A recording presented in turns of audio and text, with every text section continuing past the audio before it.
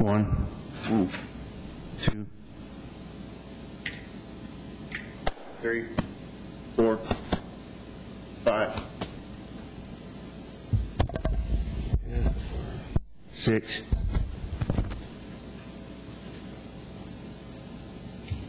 7, 7. Leave the mic roll. There's that loud one. Hey. Hey. Hey. Hey.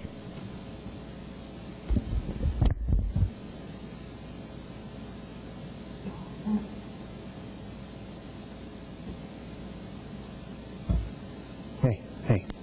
Hey. Hey. Hey. Hey. 2, 1, 2, 1, 2. Hey. 1, 2. 1, 2. Hey. Podium. 1, 2. Hey. 1, 2. 1, 2. 1, 2. 1, 2.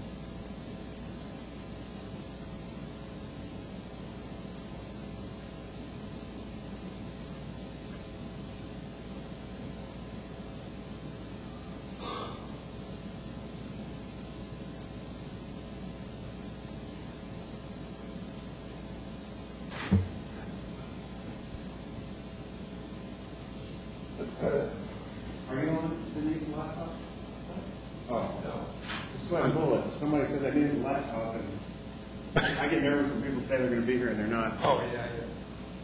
I'm just going to plug up so that I can, when my battery fails, I'll have a way to work. Do these meetings in there, the 3 meetings, do they last very long? I'm sorry? Do the meetings in there like last the full 30 minutes till 7? Not usually.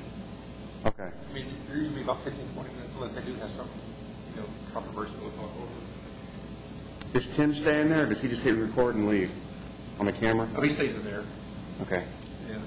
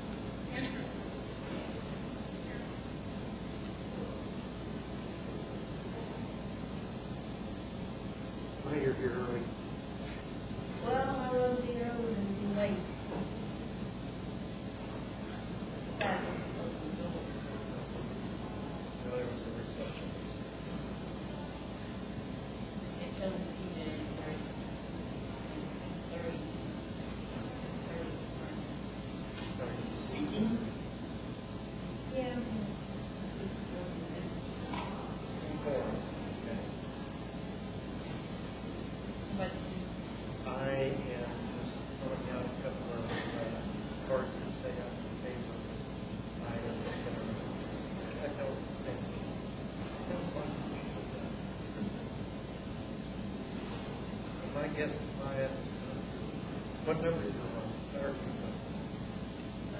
I'm number two. Well, I mean, no, that is, so it's not an agenda item. That's right, because you said public. Yeah, I'm speaking of. That means you get to go more early. Why don't you go to presentations? Take a little while.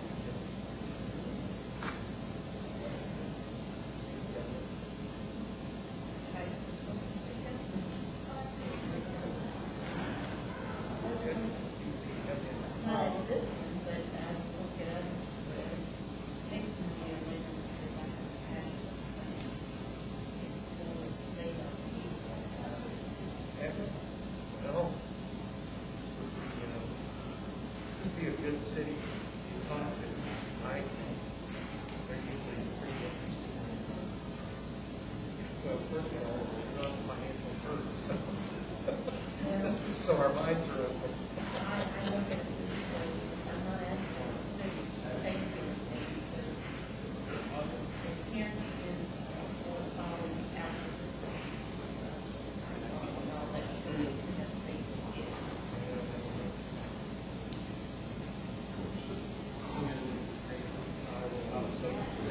Yeah.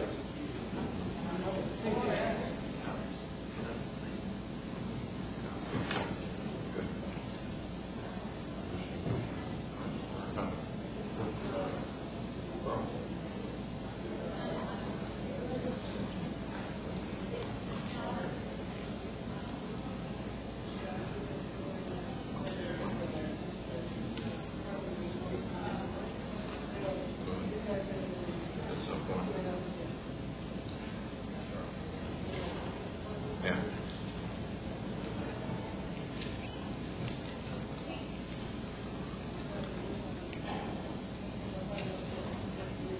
So Bobby was, she was, Yeah. 6 years.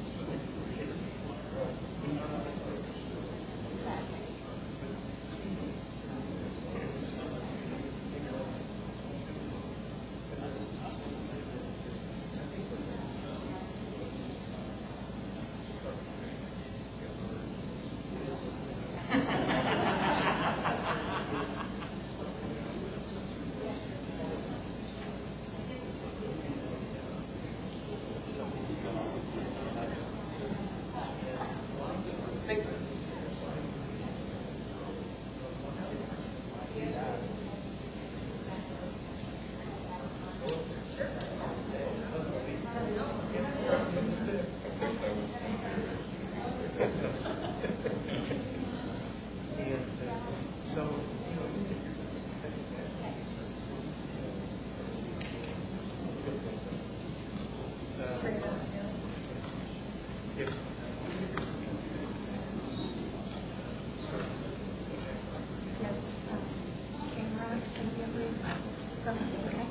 can use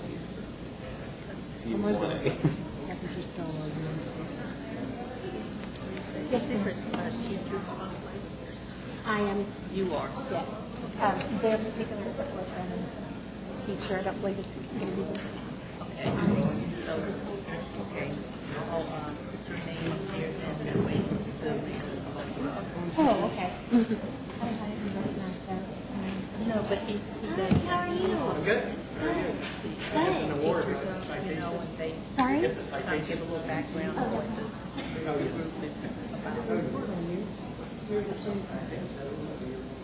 Did you do that?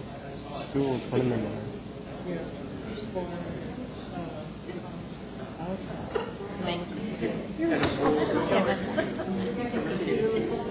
Oh, I have my. Sarah?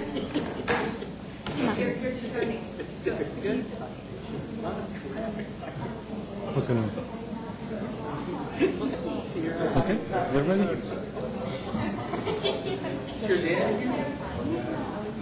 Wonderful of you. good.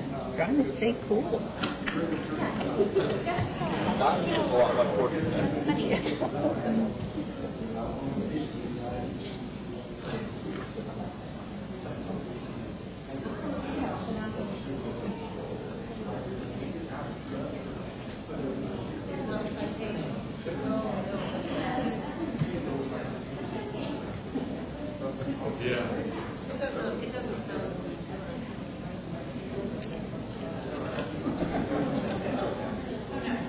Give me a minute, I'll get out of the way.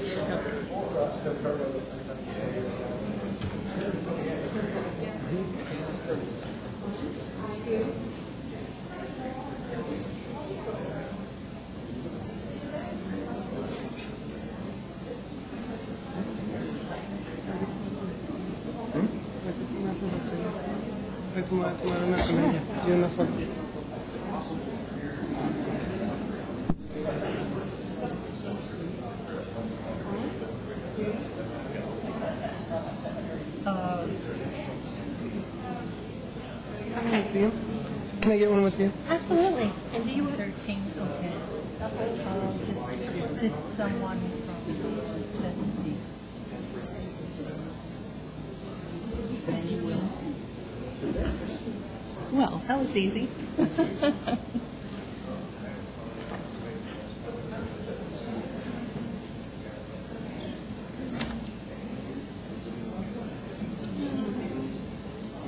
Okay.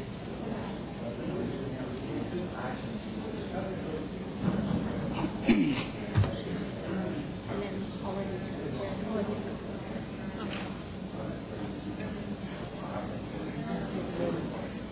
All together? All right.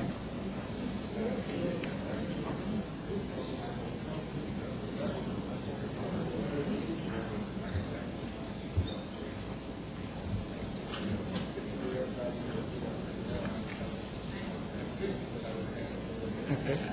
One more.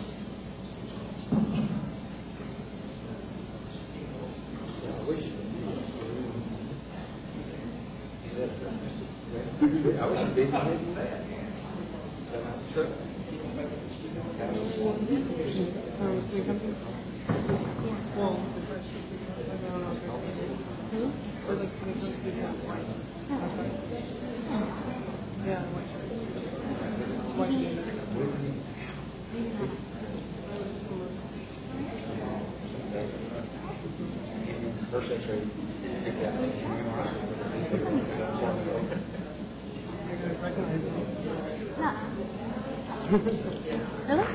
Oh, well, I'll just find out. You like him white for me? You said 6 weeks, this is January, week 6, and it's not actually in.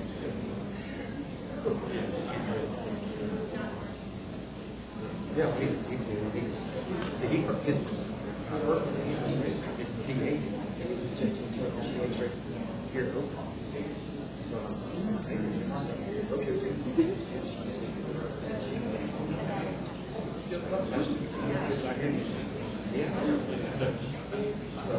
come find out the X-ray in here. So the X-ray is up here, right? I'm gonna be. Is that anything?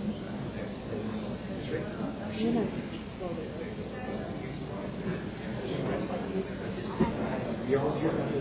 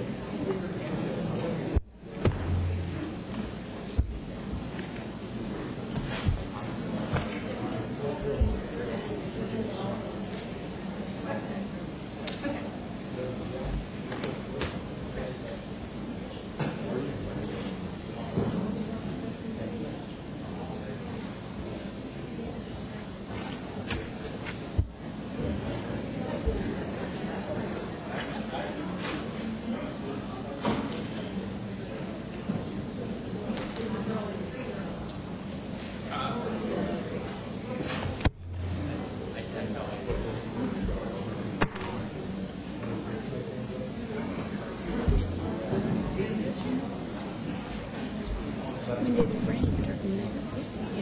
No.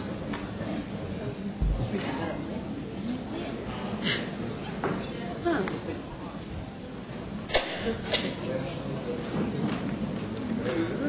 Yeah, have it doing it.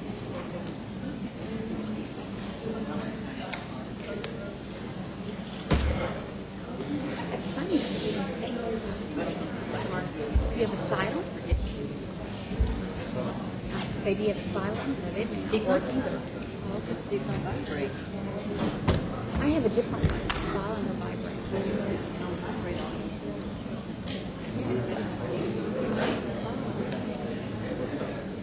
It's not real.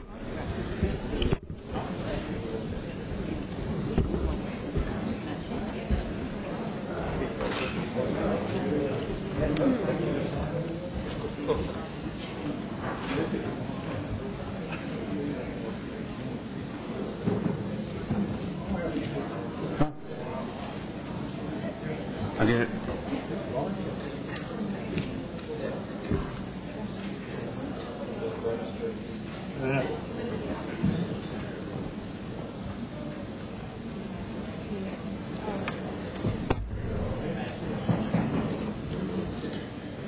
Okay, you got it hooked up? I'm sorry about this, guys. Not a problem.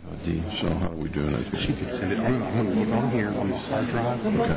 And then I'll open it up for you. All you have to do is How come I noticed those things? This front and back. yes. I think I can handle that. I hope so. You talked to Sharon? You know, I was That looks like here Waldo. this week at Tamio. All right. She's been so busy, I can barely get her on the phone. That new city blanket. City managers in general, let's face it. Who's Grant McKinney? Problem is way in.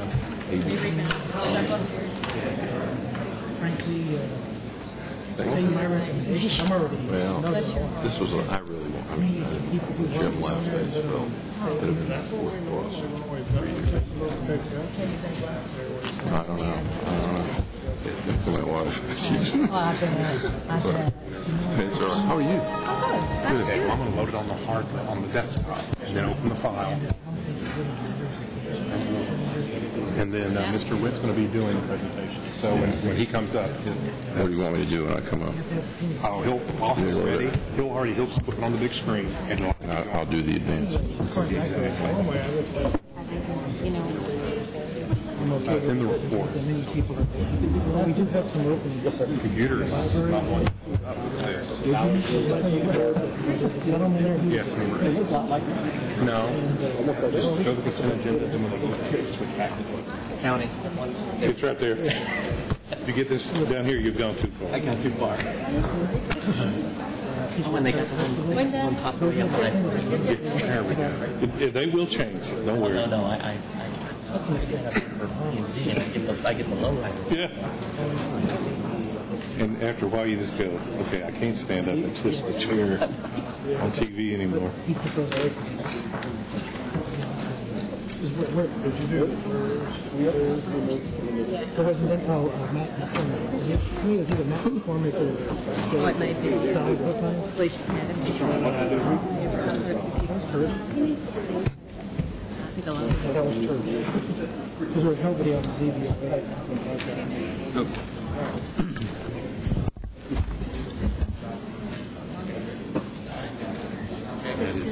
This is the burger, the sign, okay, that's number 10.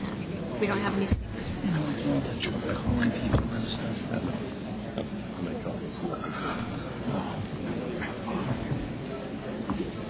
some of them are big.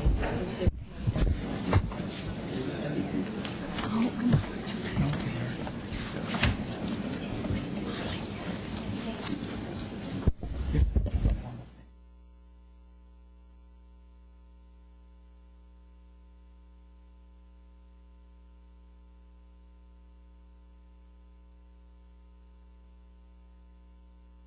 It's 7 o'clock. We do have a quorum. We'll call the Louisville City Council meeting order.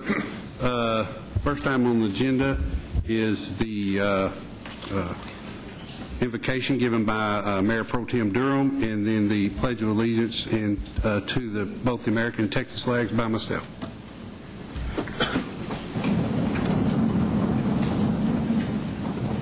Would you join me in a moment of silence?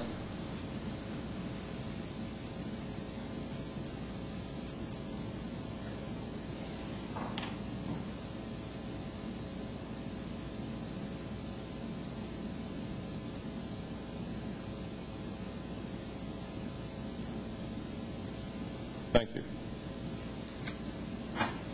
Tonight, as you join me in saying the Pledge of Allegiance, I'd like to remind you that today, at exactly, not today, on June the 6th, at 6 a.m., today commemorates the attack on Normandy, which is better known as D-Day. And we just had our Memorial Day celebration. So as we do recite the words of our Pledge of Allegiance, please keep all those in memory who have served us over the years. I pledge allegiance to the flag of the United States of America and to the republic for which it stands, one nation, under God, indivisible, with liberty and justice for all. Honor the Texas flag. I pledge allegiance to thee, Texas, one state, under God, one and indivisible.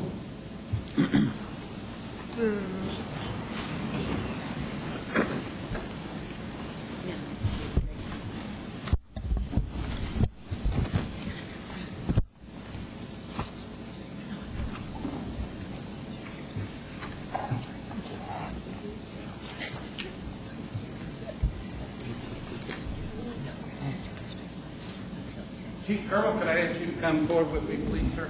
Sir.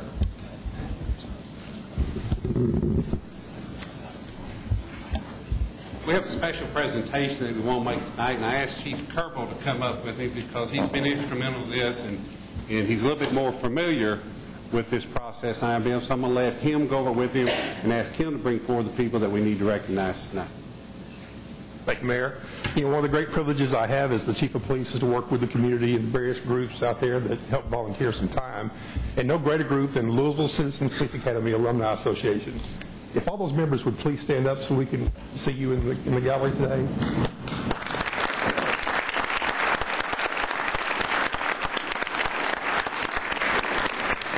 These guys are really great because at the various community events that we do for crime prevention and public safety awareness, we call upon these guys to come help us do various things at those events. And then the whole time, you know, we ask them, they show up, and then they just think of stuff on their own that they want to do for the community and how to better our message to the community about crime prevention and safety awareness. So I'd like to have the president, Karen Sasso, come down. One of the things they thought of was, hey, we would like to do something to help expand the bike patrol unit. And that's the unit that we have, a group of officers that are trained on a police bicycle, and they ride around in various places in the community to help enforce the laws and help patrol a little bit better. And so they decided, you know what, we just want to buy 2 of those bicycles and give them to the police department. And then we were really blown away. In fact, Karen, the first night that we put those in service, Officer Martinez made a drug arrest because he was able to sneak up on somebody and catch him. So we have a little small token of our appreciation that, you know, it's never enough. The number of hours these guys donate to us each and every year is hundreds of hours. I couldn't pay for that if I had to try to put that many people on. So I can't tell you enough how much I appreciate that. So in recognition and appreciation of the Louisville Citizens Police Academy Alumni Association for your generous donation of 2 Smith & Wesson bicycles to the Louisville Police Department Bike Patrol Team. Thank you for your continued support. Presented the 6th day of June, 2011. Thank you very much.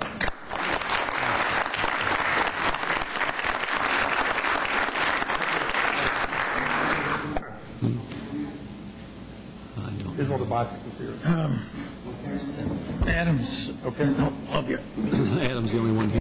Good. We go ahead and get the entire police community for the picture. Y'all come forward and all this. Donna. I think you need to get on the bicycle. I wanted to work. Y'all wouldn't mind. I hope y'all don't mind me asking to come forward, but for the photos, I'd like to get everybody. Okay. Thank y'all for what you do. Cameraman's coming. They're coming. Oh.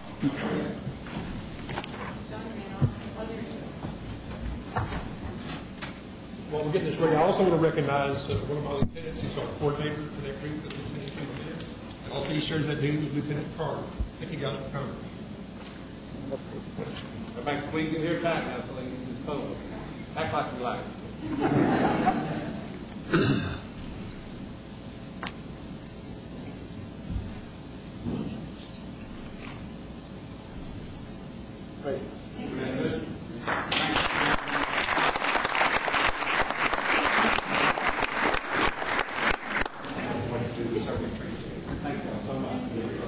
Isn't James in the workshop? Country? Disappeared. I've known Val for many years, and we've served on a couple of boards and commissions together, didn't we, Val? Okay, next we've got another presentation we make tonight, and once again we're honoring some of our well-known high school students here from Louisville High School. And tonight, some of these recipients are among an organization that is very dear and personal to my heart. I think it's probably one of the best organizations in our ISD period.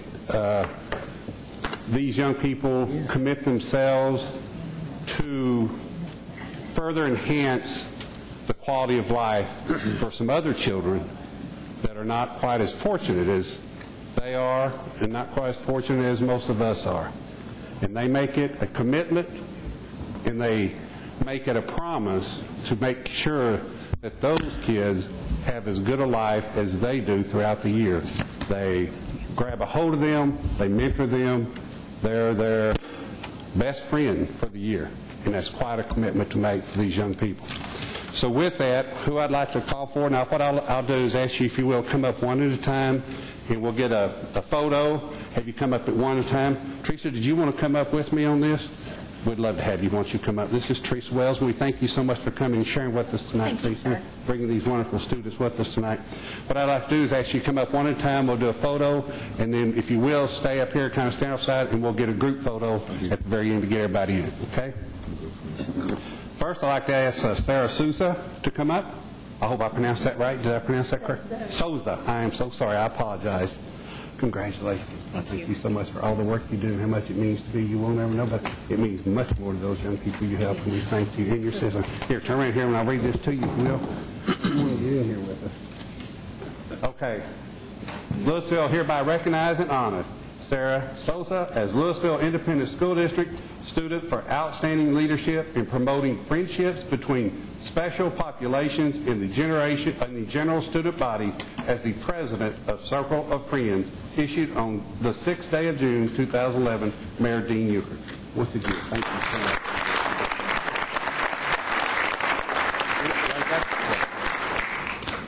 much. Okay. Then next, Eduardo Perez. There you go. Did I pronounce that one right? Oh, good. Thank you. Thank you, Eduardo. Congratulations. Once again, thank you so much for all you do. Thank you for blessing those children's lives. Appreciate you, sir. Our whole city, thank you. You'll turn around so we can get the photo. Once again, Louisville hereby recognizes and honors Eduardo Perez as a Louisville Independent School District student for outstanding leadership in promoting friendships between special populations in the general student body as the Vice President of Circle of Friends, issued on the 6th day of June, 2011, Mayor Dean Euchre. Thank you.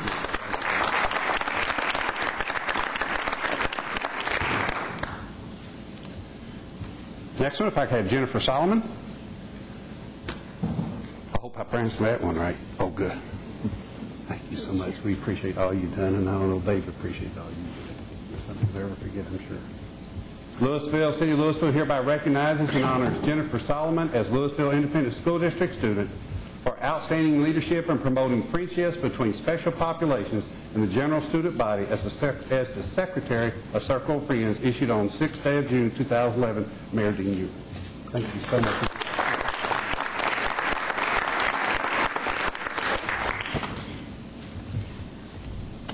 Andrew Wilson.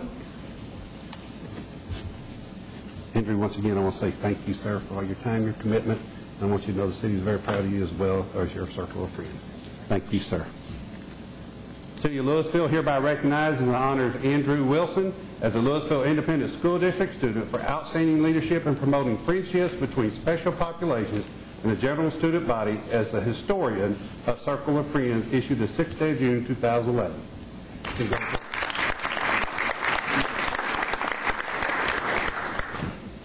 We got one more very special person we will recognize from Louisville High School Day tonight. And this special person, as when I tell you some of their accomplishments, I think you understand why we'd like to recognize them. Because I think their fellow students and peers would tell you that without these type of leaders in our schools, the schools would not be able to accomplish, and the youth of our city would not be able to accomplish the things they do as they go through our schools. So if I could ask Sierra Sullivan to please come up.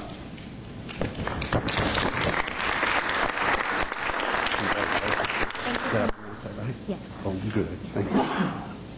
City of Louisville hereby recognizes and honors Sierra Sullivan for outstanding achievements as a Louisville Independent School District student in the following event and activity: LHS Student Body Officer, Senior Class President, excellent in leadership, work ethic, moral character, and service to the school and community, issued on the 6th day of June, 2011. Thank you.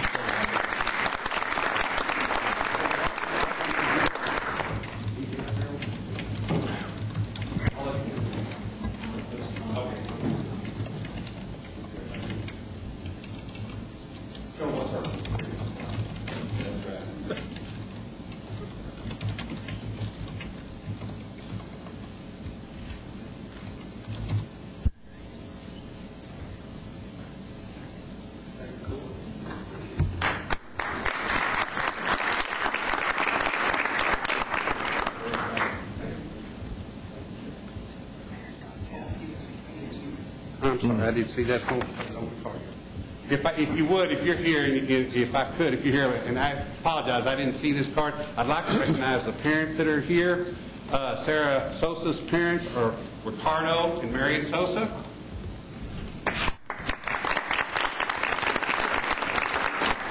Eduardo Perez parents, Eduardo and Elena Perez. And Jennifer Solomon's parents, Chris and Lynn Solomon. And then Andrew Wilson's mother is Heidi Wilson. And I also want to give a special thank you because I guess we're taking a break for the summer. Yes, sir. We're taking a break for the summer since school's out, but I want to step up here with me, young lady, please. I want to just thank Teresa so much for working with us all year long in determining the students that receive these awards. We as council, me as mayor, we have nothing to do with it. We felt when we wanted to recognize these people, it should be a group of their peers and their faculty that make those determinations. And I want to thank you, Teresa, for doing such good work and bringing us excellent students all year long. And we thank you for all that you do. Thank you, Mayor. I would just like to add our appreciation to you and the city officials, especially Hansi, for coordinating this with me.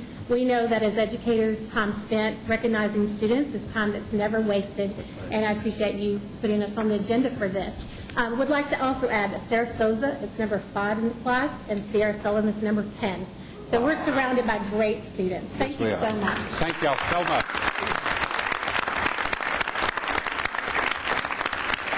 We're truly blessed to have all of you, and again, I apologize to the parents for not getting this card first. Thank you.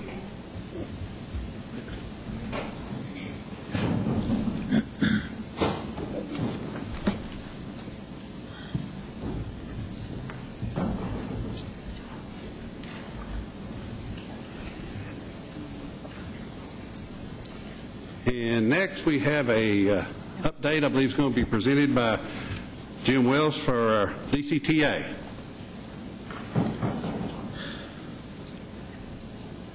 Jim, if you just give your name and address for the record, please, sir. Jim Witt, 1660 South Stevens Freeway, Louisville. Pleasure to be here tonight, Mayor, Council, and Mr. King, to talk about where we're at in the A-Train process, and appreciate your staff helping us out to set up tonight. I believe you had a copy of this PowerPoint in your backup material, but I'd like to go through it for the public, and because this is an exciting time and a culmination of almost a decade of work on behalf of volunteers as well as elected officials in Louisville, Denton, Highland Village, and other parts of the county. First of all, A-Train construction progress. The Hebron station just down the ways here is complete. We've been utilizing it for our commuter express function for the past 2-3 months. The Old Town station, there's a little touch-up work going on, but that essentially is complete. Highland Village, Lake Louisville is probably right 98% complete. Med Park, which is the South Denton station, probably is the one where we've got the most work to do in the next 10 days, but we'll get it done. Basically, everything's done now. Signs and signals have been installed. We're in the testing phase. As you all know, we started testing on the south end over a month ago. We started testing on the north end recently, and things are going well in terms of our testing, scheduled testing, track conditions, et cetera. No surprises so far. The FRA has been out to certify our operation and the signs, signals, and the track itself. So at this point, we're really feeling good about where we're at. We also would like to tell all of you that in the first responders in this area have really been tremendous in their participation in all of our training events. Louisville PD and Fire, as well as other police and fire departments in the area, have really been, to a person, fully committed to understanding what their responsibilities are and how they can serve the public with the new DCTA A-Train. And we've been very pleased with the response we've had. We have a private operating company that runs these systems throughout the country, and speaking to the manager who's been in places such as Albuquerque, the TRE, et cetera, they have never had such a response from first responders as they've had in Denton County, in Louisville, Denton, et cetera. People are committed and really want to participate. Move on to the next slide. Talk a little bit about the Quiet Zone process and where we're at. The Quiet Zone process really has two forks. One is the traditional to treat each public highway, railroad grade crossing with supplemental safety measures. The second one is to do a combination of supplemental safety measures and alternative safety measures and come up with a point system. And right now, Louisville's application, which was submitted in December of 2010, is still in the FRA's offices and being reviewed. We continue on a daily basis, and I assure you, a daily basis, to contact them, and we also work with local federal officials across the hall from our offices to make sure that they know what's going on. We try to move this forward. It has been a long process, but I think in the end, the Louisville system, once implemented, will take away those train horns. There will still be some wayside horns, though, that will be operating, and I want to talk a little bit about that. I talked about the quiet zone process. A little bit about the process. In October 2008, the diagnostics were done, the alternatives were came up with, and we're basically in that green area now where the notice of intent has been submitted to the feds and they're reviewing it. A little bit about the wayside horns. They are a supplemental safety measure. You have 5 particular intersections where there are wayside horns that are directional in nature, replace the train horn. The wayside horns are at Bennett, Business 121, Purnell, East Main, and Eagle Point. The Purnell 121 intersection is almost one in of itself. These were all selected during the diagnostic team review. The wayside horns, which are directional, are 10 decibels lower than the standard train horn. They have to be at an average of 92 decibels at 100 feet when the train comes through that intersection. It's one of the federal regulations, and they do replace that train horn. Talk a little bit about A-train vehicle procurement. What you see on the screen is the Stadler vehicle. The Stadler vehicle is the vehicle of the future for DCTA. You see the silver 1950 style vehicles out there right now. Those will go away, we hope, late this year, but in all reality, probably early next year, you see the Stadler vehicles running. Why is the Stadler an important vehicle? It will be the first alternative waiver vehicle in the United States. The U.S. Federal Rail Administration has operated on a rigid standard for crashworthiness. I think all of you have seen TVs about crash absorption systems in cars, et cetera. The European standards and the Japanese standards are really standards that have more of a crash absorption system in them. And so we have chosen to go with the Stadler vehicle. We think it is a very sleek, modern vehicle, and it's very similar to what you see on the DART light rail system. It's not a heavier, it's lighter, it's quicker and quieter than the silver vehicles you will see out there in operation for a first phase. Just a point I think that's important, sort of a sad point. Mayor talked about D-Day and reflective on American heritage, and rail has always been a part of our American heritage, and so it's passenger service. But there are no passenger cars produced in the United States today, and that's a sad statement. All of the producers of passenger rail cars are foreign, and I think the board, we all would have loved to buy a U.S.-made car, but they're just not available. So it's something maybe for few jobs be created in our economy to have a passenger rail car. Moving on through the slideshow, the A-Train coming up on the 18th.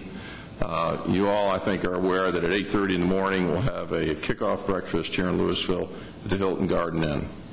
Then we'll proceed over to Hebron Station and board and take the first inaugural ride up through the system, culminating up at Denton with some ceremonies up there.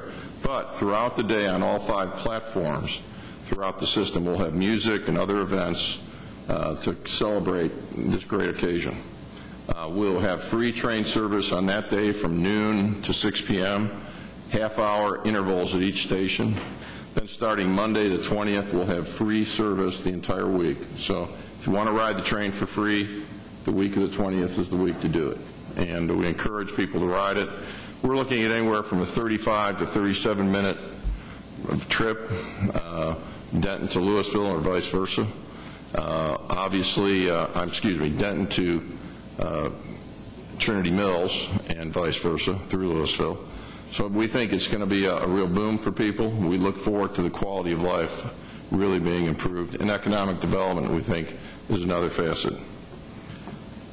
Finally, this is hard to read, and I apologize. Our final schedule will be available probably late Friday this week.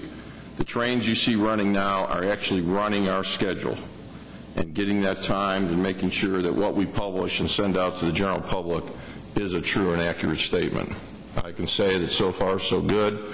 We'll be running some more scheduled tomorrow. This here really lays out sort of a general operating. Southbound will leave Denton at 5:30, and we'll continue that southbound service to 8:30.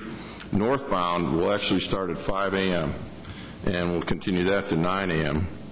On Friday, just a little hitch. I think you all are aware that southbound will operate from 3 to 11:30 p.m. in the afternoon peak, and northbound from 3 to 11:45 p.m. And finally, on Saturday, we'll have service from 10:30 to 12:05. No Sunday service at this time. And that's something I think the board and usage will dictate if it ever comes to that point. Final schedule with, I know everyone's anxious to see if there's a 5:37 or a 6:08, but that'll all be out come Friday of this week and be posted on our website. Printed schedules will then be available the latter part of next week and at the stations on the 18th. Finally, the A-Train fare structure. And we've had a lot of questions about this, and we've had some people say this seems somewhat irregular, but we feel very comfortable with it. A regional fare, which encompasses DCTA, DART, and the T, is $10 for an adult. And that basically gives you total access to any part of the public transportation system in North Texas. In other words, if I wanted to leave Louisville tonight and go to downtown Fort Worth or vice versa, I get on the T, take the TRE over to Dallas, get on a bus, connect with the Green Line to DCTA, and here I am. $10 covers every ride. And that's all day, 24-hour pass. Students are 18 and under, and seniors 65 and over. It's a real, I've got 5 more years to hit that senior deal, and it's $2 a day, okay? And that's a real deal. And if I'm a student, it's a great deal also. In terms of local, let's say someone wanted to stay within Denton County, it's a $6 day pass, and that gets any connection within Denton County. Ride the A-Train, ride any of our bus services, et cetera. We also have a variety of annual 10-punch pass, monthly passes, et cetera. All of that can be found on our website, and we encourage people, if they're going to be frequent riders, to really look at one of the multi-day passes that are available. So I'll be glad to answer any questions. I'm accompanied by a gentleman some of you might know. He's fairly new to the area, Charles Emery, and Charles is here tonight. I want to say this as somewhat of an observer. This is really a momentous thing for this county, and Denton and Louisville and Highland Village have taken on. To do this in less than 10 years, I will tell you, I'm a rookie in the rail stuff, never knew anything about it.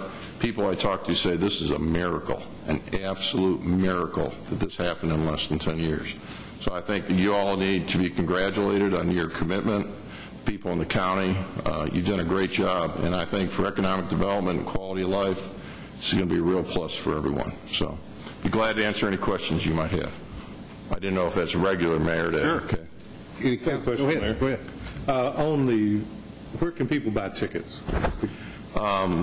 We have ticket vending machines. They'll be operational on the 18th on the platform, and I think we'll have some other sites that will be available. But our TVMs, as a matter of fact, the first 2 TVMs became operational today at the Hebron station. They work, believe it or not. We're pretty happy with that. So all through the week, each station, TVMs, there'll be 2 TVMs at each station. And then there'll be some local outlets, and Councilmember, I'm not a Mayor Pro Tem, I'm sorry, I don't know exactly where those local outlets will be. Okay. If they were on the train and went to a local, what's it called, access, the bus part, can they pay cash at the bus, or do they have to have a ticket? No, there won't be any cash on the buses. Okay, it'll be a ticket. So they have to have the ticket. TVM, same way, yeah. Okay. We're going to go, and we have what's called an open system. You know, you go to Chicago or some of the older Eastern systems, go through the turnstile, and we're not going to have any of that. So it's going to be really dedicated to that ticket system. Okay, thank you. Councilmember, how are you? Doing fine, Mr. Witt. Just want to, make sure the citizens know that I think they can get the tickets, reserve them online. Is that Yes, they are. I forgot. Thank you for bringing that up. You mind if I expand on that a little bit, because I missed that? On the 18th of the, no, you go ahead. Go ahead. Sorry. We think we know there's going to be just a surge of people on the 18th. And so the first two trains, southbound and northbound, are all going to be reservation only. And they're going fast, I will tell you that. After that, it's first come, first served to get on the trains, but in order to have some type of crowd control, the first two public trains, both north and southbound, will have a reservation only. So please get online and use that. It'll help things out that day. The people who operate our system who do it nationally say that we will be shocked, unless there's a major storm or something, we'll be shocked at the turnout. Everybody always underestimates how many people want to ride the train on that first day, and we're looking forward to it. Also, Mr. Webb, another clarification, the free service for that week, it Yes. applies only to the trains, correct? Not to the buses? Just the train, that's right. Okay, I just want to make sure that people know that if they want to do the regional thing, they still have to buy the regional pass. That's right, and we're very concerned about that because we don't want people to get stranded at Trinity Mills and be sitting there on a DART. DART doesn't have reciprocity with us that week, so once they get to Trinity Mills, it's a pay as you go. And I just want to make a comment. Appreciate you doing this, and Mr. Emery has been one of the driving forces in getting this done, so that miracle has a lot of work and sweat and stuff from him also, and I do appreciate him also. Thank you for your time. I appreciate it. And once again, a salute to all of you and everyone in Denton County. This is a miracle, and I look forward to being there on the 18th and seeing that train pull out. A lot of hard work by a lot of volunteers. Thank you very much. Thank you, Mr. Webb.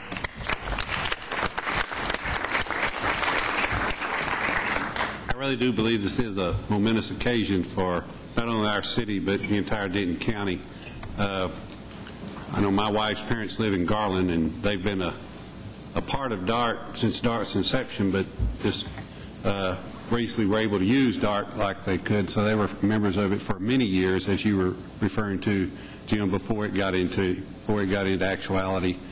But I know her parents are I won't give their ages, but they're quite a bit older than I am, and they ride DART from Garland. They have a station about a mile from their house, and they'll go get on the train, ride downtown Dallas, go to the museums, have lunch. They've gone to Fort Worth, those things, and I've already had several of the retirement communities that we have here in Louisville have asked me about that, and they'll be able to do the same things, because some of those people don't really want to have to drive vehicles in those areas, but they want to be able to have the flexibility to do that, and this is going to be a tremendous vehicle for us to be able to do that for our citizens from now on. And it was funny, at one of the openings, one of the gentlemen that was there, Mr. Huffines, who has, I'm sure as most of you know, has several car dealerships, he was telling me a story. He says, Dean, if you think about it, cars, vehicles, are what basically killed the train system. Before they had vehicles, had the automobiles, trains took everybody everywhere. If you went, it was either horseback or train. And then as they invented the vehicle, the car, then trains became less popular, and then people stopped traveling on trains. And now here, what has happened is the evolution has happened is cars are now what have brought the trains back. An influx of so many cars that people can't get around, and that influx is what has triggered to bring the train system back now for people to get around. And it was kind of ironic, I think, to do that, but it's really a true statement about how things evolve here in our lifestyle. And we look forward to this momentous occasion into Saturday the 18th and going forward from there. Thank you all very much for your work and your time. Okay, next item on the agenda is item D, a public hearing, consideration of deeming substandard a single-family dwelling located at 214 North Keeley Street, Keeley Edition, Block 7, Lot 1, 2, Louisville, Texas. The building official has determined the single-family dwelling located at 214 North Keeley Street is substandard. The owner of the record is Joel Hutton. The request for deeming the structure as substandard is due to improper maintenance and neglect prior proper notification and procedures by the city have been accomplished. This Louisville City Code requires that a public hearing be held in order for the City Council to deem the structure as substandard. The recommendation is that staff is that council deem the single-family structure substandard as set forth in the above caption. Does council need to see a presentation by Mr. Joyner from staff on this? Okay, Councilman Durham. If there's no one to speak, move to close public hearing. Have a motion to close the public hearing. These are 8 and 13. Okay, yeah, I don't have any cards, so I have a motion to close the public hearing by Councilman Durham. Second by Councilman Grena. All in favor? Aye. Opposed? Motion carries. Councilman Durham? Let me see how we need to word this here. Move to approve per the caption. Have a motion by Councilman Durham to approve as the caption of deeming the single-family structure substandard. Second. And we have a second by Councilman Thornhill. Any discussion? All in favor?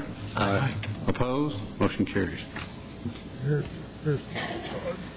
Thank you very much. Thank you very much, sir. Next item is item E, Visitor Citizens Forum. At this time, any person with business before the council not scheduled on the agenda may speak to the council. No formal action can be taken on these items at this meeting. We do have a card filled out here by Catherine's Success Training. Would you like to come forward and speak? And if you would, just give us your name and address for the record. If you just pull that microphone right now, it should come right on down to you. Good evening to the mayor and city council members. My name is Catherine. I am an independent consultant. My address is 1315 River Chase Drive, Capel, Texas. My phone number is 469-226-4099. I'm here because I am an independent consultant, substance abuse and drug and alcohol awareness, certified with the state of Texas. And my passion and mission is to help save our youth this summer and going forward. We are losing too many youth to the criminal justice system and to drug and alcohol awareness. Most of you are aware that alcohol is the #1 killer of teenagers today. And in the summertime, it really takes our kids.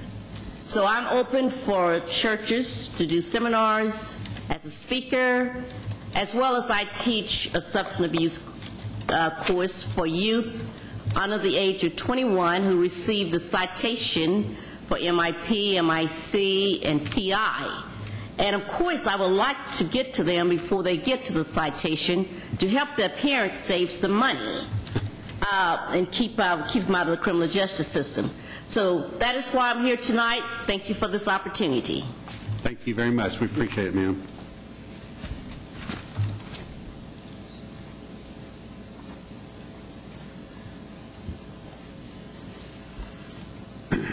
Next item on the agenda is the consent agenda. All the following items on the consent agenda are considered to be self-explanatory by the council and will be enacted with one motion. There will be no separate discussion on these items unless a council member or citizen so requests. For a citizen to request removal of an item, a speaker card must be filled out and submitted to the city secretary. Councilor, can I speak to you a moment, please?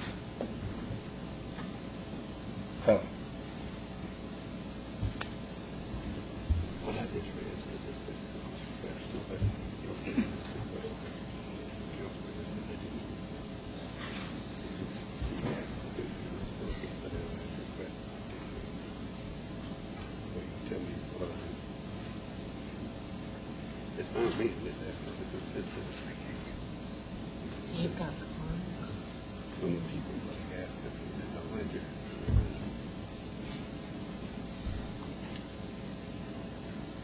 I'm just trying to get better pay. So go ahead. I don't have a problem. Thank you. Apologize that we had a little bit of confusion. Need to get some legal clarification on. Okay, I do have cards filled out for item number 8, which is on the consent agenda, that we will be pulling and addressing it separately. But the rest of the agenda is open. Councilman Guarina? I move to approve the consent agenda except for item 8 because it was pulled. If no one else has any other comments. I have a motion by Councilman Guarina to approve the consent agenda with the exception of item 8. Second. I have a second by Councilman Durham. Any discussion? All in favor? Aye. Opposed? Motion carries. Item number 8.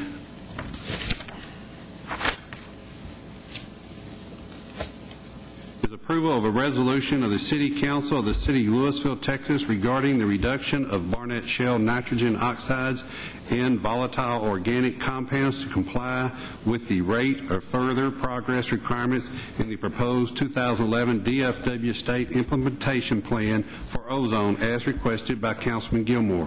The North Texas Clean Air Steering Committee was formed by the Executive Board of the North Central Texas Council of Governments. The committee's purpose is to work in partnership with TCEQ and US EPA, USEPA, in the development and support of the Ozone State implementation. Implementation. I can't even say that. The Oil and Gas Task Force was created to examine the role the oil and gas industry may have in contributing to the effects of ozone formation in the DFW Metroplex. The proposed resolution is to support the recommendations of the task force in development of the state implement plan. So I could say that. That the City Council approve the recommendation of staff and the City Council approve the resolution as captioned above.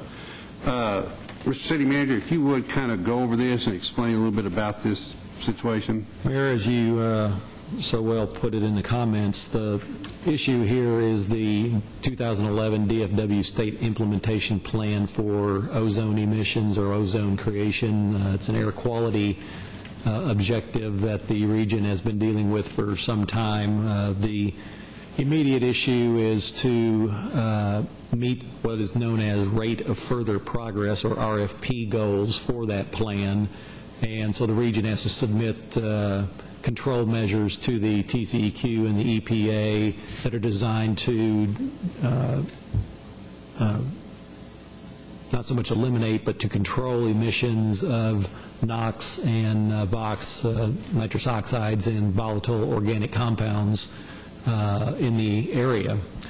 And so for some time there has been questions about the degree to which the oil and gas industry contributes to either one of those NOx or VOx emissions, and what effect, if any, that has on the overall air quality in terms of ozone. And so the COG, through its North Texas Clean Air Steering Committee, appointed a task force of committee members to look into this, and they've been doing that for some time.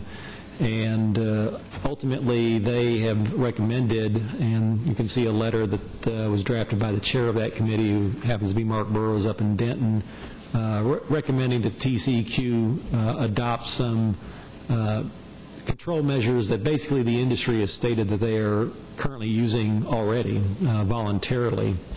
And I think that was largely why the committee did that, was because they felt like the industry is already doing most, if not all, of these control measures. You also have a letter from the North Texas Commission that took a little bit different point of view. They cited the same information, that the industry is doing a lot of these practices independently and voluntarily, but took the position that until the TCEQ produces their emissions inventory at the end of July, which is a process that they've been working on for some time, that they felt like it was better to wait before making any recommendations to the TCEQ itself regarding these RFPs. So it's a highly technical, highly complicated, highly science-oriented process that the region's been dealing with, and again the issue is whether or not these types of control measures that might apply to the oil gas industries would be useful in helping the region attain its objectives regarding the emissions controls. And so from the standpoint that the North Texas Commission, or I'm sorry, the North Texas Steering Committee, Clean Air Steering Committee was supportive of these measures, we felt like it was consistent to pass a resolution that was associated with those particular measures. And so you'll see that first resolved clause in the resolution indicates that we're supportive of the Clean Air Steering Committee's efforts and endorse their letter, basically. Does council have any questions of Mr. King?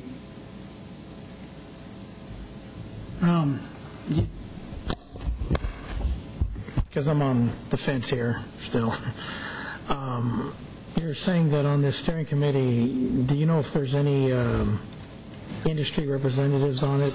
The steering committee is actually made up of members of the COG, I believe itself. I don't know if there are members of any industry representatives that are part of that committee.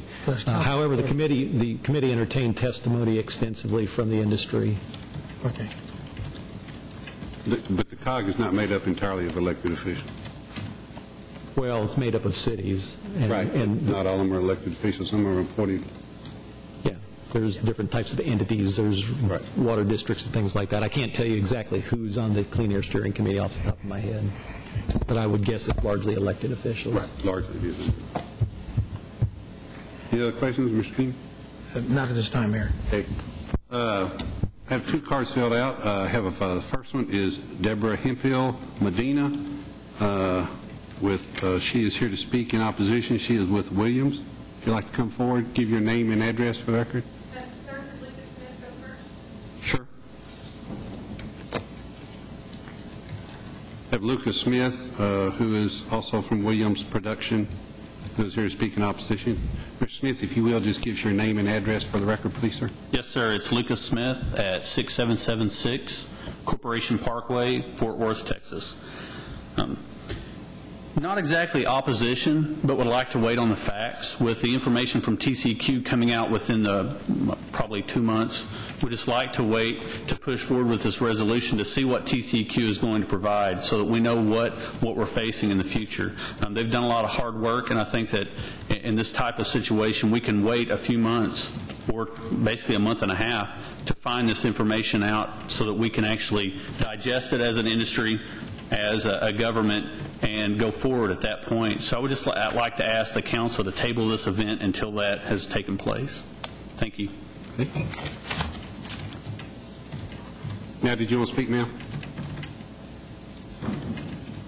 You will give your name and address for the record, please? Yes, sir. Deborah Hemphill Medina, Williams Corporation. Address is 6776 Corporation Parkway, Fort Worth 76126. In addition to what our EH&S individual, Mr. Lucas Smith, just said, I would like to add that we do meet or exceed all of the federal and state requirements for air monitoring that are already in place. So in conjunction with Mr. Smith, I'd like to ask you to table this until the TCEQ requirements do come out. Thank you. Thank you. Now I have several cards here. I believe all these are residents of Louisville. We're going through here. They are in support of this ordinance. None of them actually wanted to speak, but they did want to state that they are in support of this. We have Conrad Odell is in support. Tanya Wary is in support. Arnell Ferguson is in support. Hal Scott is in support. Gene Ferguson is in support. Carol Tomkovich is in support. Carla Scott is in support. Bobby Bailey is in support. And Kiffney Bailey is in support. They did not wish to speak at this time, but they are in support of this. With that, Councilman Gilmore, I'll start off with you. You want to ask to bring it to council? The point of bringing this to council is that the urban gas drilling is a relatively new phenomenon, and all of us are fighting to keep up to speed at all levels, both city, municipal, county governments, with the impacts that it has. This is not to be against drilling. I did not bring this up here to be against drilling. What I did take a look at by looking at the data points, however, is that we have a large amount of emissions that are coming from that industry, and it seems to be an opportunity to make sure that everybody pays their fair share. So that's why we're looking at that. It gets to a point where we have to have more and more smog controls on our cars. We will get fewer federal dollars, and as we know, Texas is already a net giver to transportation. And if this causes us to miss attainment goals that are set down for emissions controls, then we stand to lose more of those dollars coming to us, which means higher taxes or worse roads. So in my mind, this is just a smart thing for us to do to make sure that there's support from the communities for what our Council of Governments has already set forth. So this is not designed to be an anti. This is designed to just make sure that we know that we want everybody to be fair partners. Thank you, sir. Mr. Thornhill? I'm sorry, were you talking? Yeah. Oh, okay, I'm sorry. I was looking at, is there a deadline on this? Isn't there a June deadline? As far as your resolution? Right. No, you could pass it really any time you wanted to, or... Okay, I thought this had to be submitted by June. Well, I think that they're wanting to get that down to the TCEQ before those emission inventories are completed, just to let them know what the position of the region and the individual cities here might be. I don't have any problem with it. I'll go along with staff's recommendation, make a motion to approve. Second. We have a motion to approve by Councilman Durham. Councilman Thornhill, I'm sorry, Councilman Thornhill, second by Councilman Gilmore. Rudin, Councilman Durham? I had a few more points. I'm going to be in support of this, but I did want to make the comment that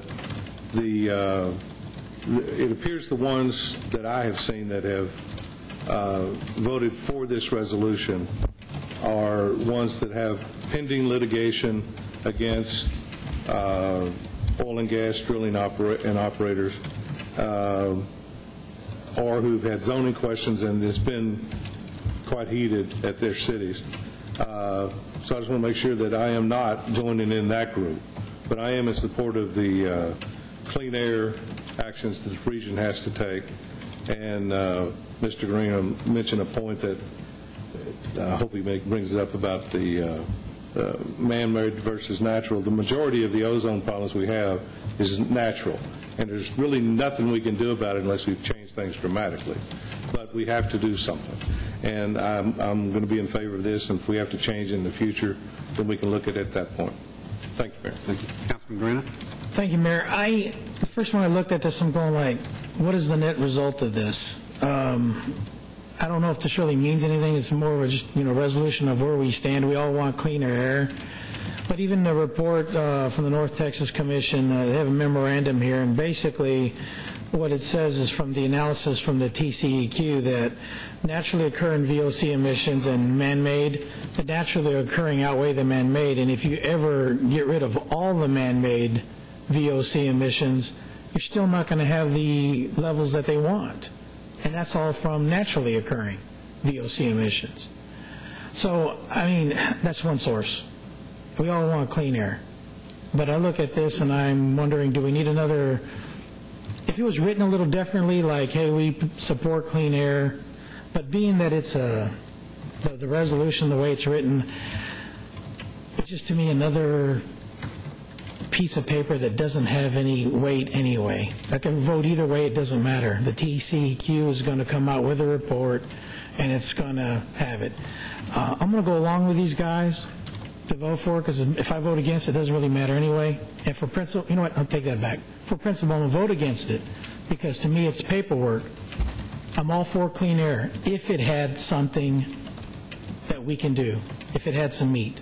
I can say I want no emissions, but the way this is written, we basically, if this was a requirement to ever drill, we would never be able to.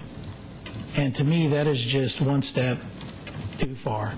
I don't know how many years exactly gas drilling has been going on in this country. I mean, back before 1900, I'm sure. It's over 100 years as far as gas and stuff, and capturing that, I'm not quite sure.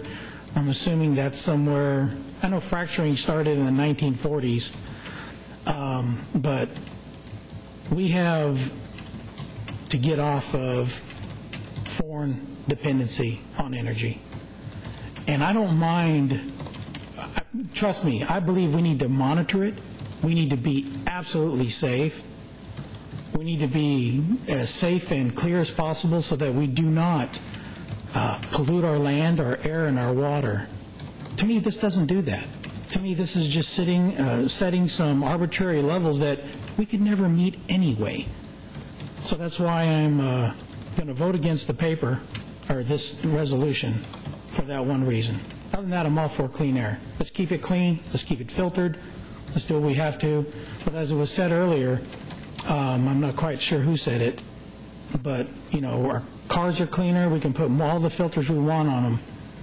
But we're never going to get to the levels that, the unrealistic levels that this group wants. Could it happen someday? Sure, maybe. If we, maybe not in this area because of the natural emissions that come out, cement everything, I don't know what the thing would be, but to me they're just unrealistic for that reason. Okay, we have a motion and a second. All in favor? Aye. Opposed? Nay. Motion carries 3-1. Did you get that, Julie? I did, thank you. Okay. Item 10 is the first item on the regular hearing, consideration of a variance to Louisville City Code, Chapter 11, signs regarding a freestanding sign located at 908 Valley Ridge Boulevard as requested by Nathan Havlicka, representing Firebrand Properties. Firebrand Properties is requesting a variance to the sign ordinance to allow a freestanding sign advertising the proposed Burger King restaurant located at 908 Valley Ridge Boulevard. The request is to exceed the allowable height of 30 feet, increasing the height to 50 feet to increase visibility to the I-35 traffic. The size of the sign will remain at the allowable size of 150 square feet. Recommendation staff of council is that recommendation of staff is that council consider the requested variance as set forth. Mr. City Manager, if you would explain a little bit about this. You had brought up in the workshop session about prior instances of signs being increased to a height outside the or around the I-35 zone. Councilman Gilmore had questioned what the effect of right-of-way acquisitions and right-of-way line movements in the future might have on the I-35 sign corridor, and you may remember that that corridor was established several years at, I believe it's 130 feet on either side of the existing right-of-way lines, where there are more flexible sign allowances made, especially with regard to height and size. This location is well outside that today and will continue to be well outside that in the future, even based on the most aggressive right-of-way maps that we've seen. There's still considerably more than 130 feet that's between the new right-of-way line and this location, so we really don't think that will have too much impact.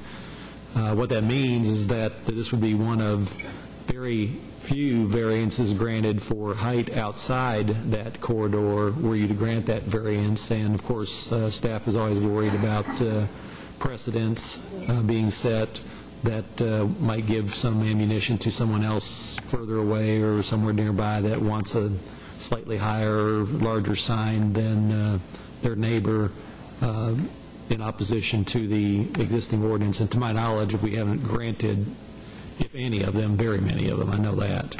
We had the one variance with respect to height that was granted recently within the corridor itself, which was the movie theater, Studio Movie Grill north of Corporate Drive. But that was within the corridor where I won't say everything goes, but certainly there's a lot more flexibility granted within the corridor because of the visibility needed for I-35 traffic, and this is well off of I-35. But you said this is like 450 feet outside of the corridor, even with Steve the new was measuring that. Okay, 430. Did council want to see a presentation by Mr. Joyner on this? Okay. Councilman Thornhill? Oh, excuse me, I beg your pardon. First, before that starts, we do have a speaker on this, Nathan Pavlica. If you'd like to speak, sir. Hope I pronounced that correct, sir. If you would, just give us your name and address for the record, please. Thank you, Mayor. Nathan Pavlisa, it's 3318 Forest Lane, Dallas, Texas. And if I may, I did create a little visual pamphlet that I would like to distribute for y'all's review. If you just give it to me, I'll distribute the rest. All right, thank you very much.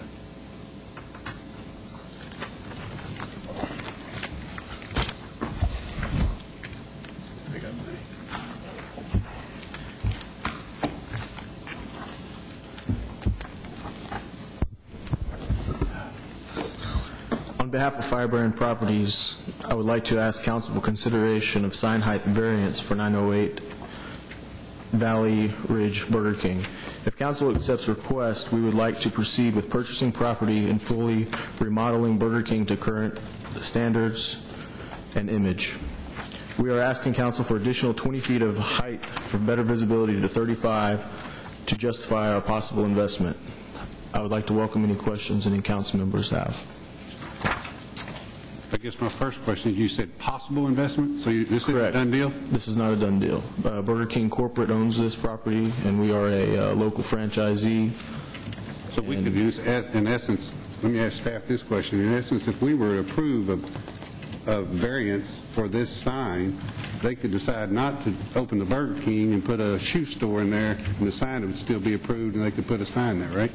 Well, this is probably a question for Liz, but I think you could make it contingent on this specific application. I don't think you have to just open it up for anybody and anything. You can make it. We would welcome a stipulation. Do you have the authority to deed restrict that?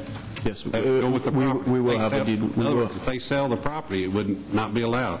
Correct.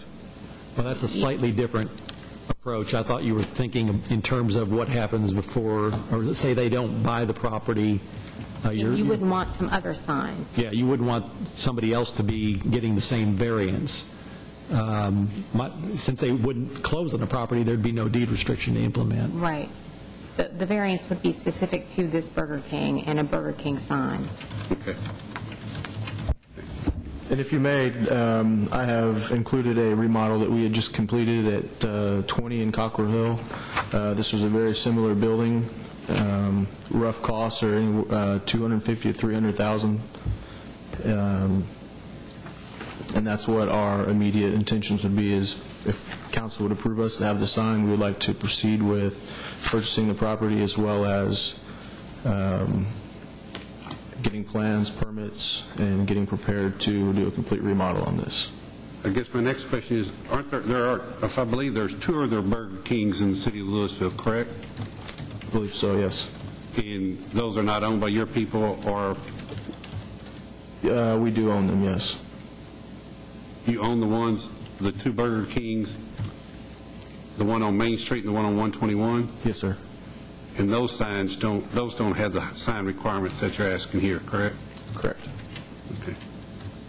Okay, I just want to make sure. I thought it was a different company that owned those Burger Kings. I'll give you a little plug here. You own the other restaurant, Applebee's, right? Also. No, sir, we do not own the Applebee's. We need to do check on that, because I believe the people that own the Burger King on Main Street own the Applebee's also, because when I went to the deal, we met them and staff was there. I'm quite sure we own it. I'm obviously not 100%. I'm sorry. I'm sorry? I said I'm obviously not 100%. I'm quite sure we do. I'm on the development side, and we do own and operate the majority, 40-plus Burger Kings within the metro. I believe you own those too. I could be wrong, but I don't believe you do. I think that's different ownership. Because when they did the remodeling, those two Burger Kings, or the one on Main Street did a remodeling. We had an opening there, and I was there, and it was a totally different group, and they owned the Applebee's. Okay. Also, and owned the North Texas Applebee's. Okay. All right. That may be a new point, but Did you have something, Mr.? Yeah, I wanted to clarify the answer to your question. I think if you wanted to make your initial variance contingent on these guys closing and it being a Burger King, you could do that. Then, once they close, if you wanted to, or before they close, if you wanted to also have an additional requirement for them to deed restrict that sign so that it was only for a Burger King and wasn't for anything else, I believe you could do that also. That would be something that they would have to sign off on. If your concern was going on over time and Burger King stops doing business and then it turns into a shoe store, typically what would happen is that would be very possible. So if you wanted to keep this focused only on a Burger King, then I think you'd have to have some sort of additional document to make that happen. Mayor, can I ask a question? You bet. Go ahead. This would be for the applicant. Are y'all looking to purchase the real estate in this deal, or are you just going to operate it? Purchase and operate. Okay. Thank you. Just want to clarify that for me. I'm not a big fan of this. We've come across this before, and I mean, where do you set a point that you don't allow people to keep going up and up and up with signs so they can be on I-35, be seen by I-35? There is property available on I-35 right now that somebody could come in and put a Burger King up, and your company could come in and put a Burger King up there and have I-35 frontage. And my concern is that when we start going back into the neighborhoods, we start, in my opinion, we start deteriorating the neighborhoods with the aesthetics of signage going up and up and up. I know you're right next door to a Home Depot and a Chevron, but that's just my concern as they go down through there. Councilman Durham, I know you have a different opinion, so I'll let you go first. I think I might. I'm going to be in favor of this. I did have a reservation because it is getting real close to the neighborhoods. And it is not part of the I-35 corridor either right now or projected in the future. But because of the other signage there, I won't have any problem of elevating the sign to be above the other ones that are there. But I do like your idea of the restrictions for the deed restriction and on the other item about the being a Burger King only, so that if the Burger King franchise goes away, then the sign variance would leave also. And if anybody has nothing else, I'll put that in the form of a motion. I'll second that, but I do have a comment. Just think that when you're traveling down the highway, you see those little signs that say next exit, they got the different eatery places. Seems like you would get more business from that than a sign that's a little bit off the beaten path. I'm okay with the sign thing because looking here, it's not too bad, and it's right there in all that commercial area. But you get me where I might just be on the other side of the fence. You understand what I'm saying? And I was just wondering, have you thought about doing the advertising on the state highway? At a lot of our restaurants, we do advertise on the, I believe they're called Lone Star boards. We do advertise those. I have not checked the availability of that certain intersection, but we would like to take advantage of that if it is available.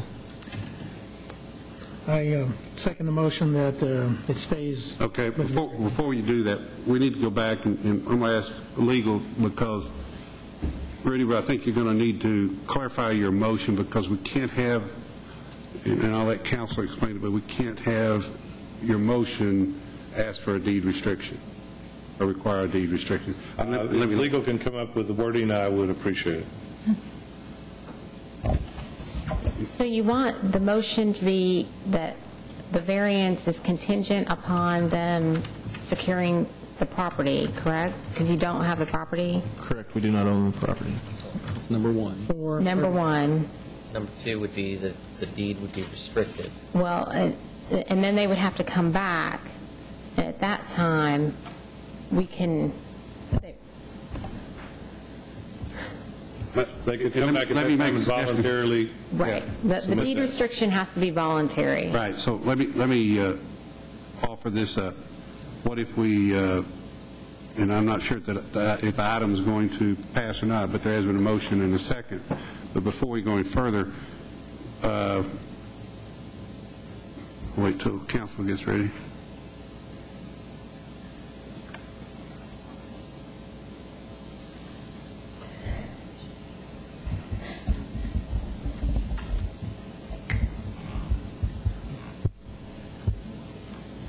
That's what I was thinking. Okay, what I'm thinking on this, because this is, as we can see, can be complicated, especially not with them not owning the property.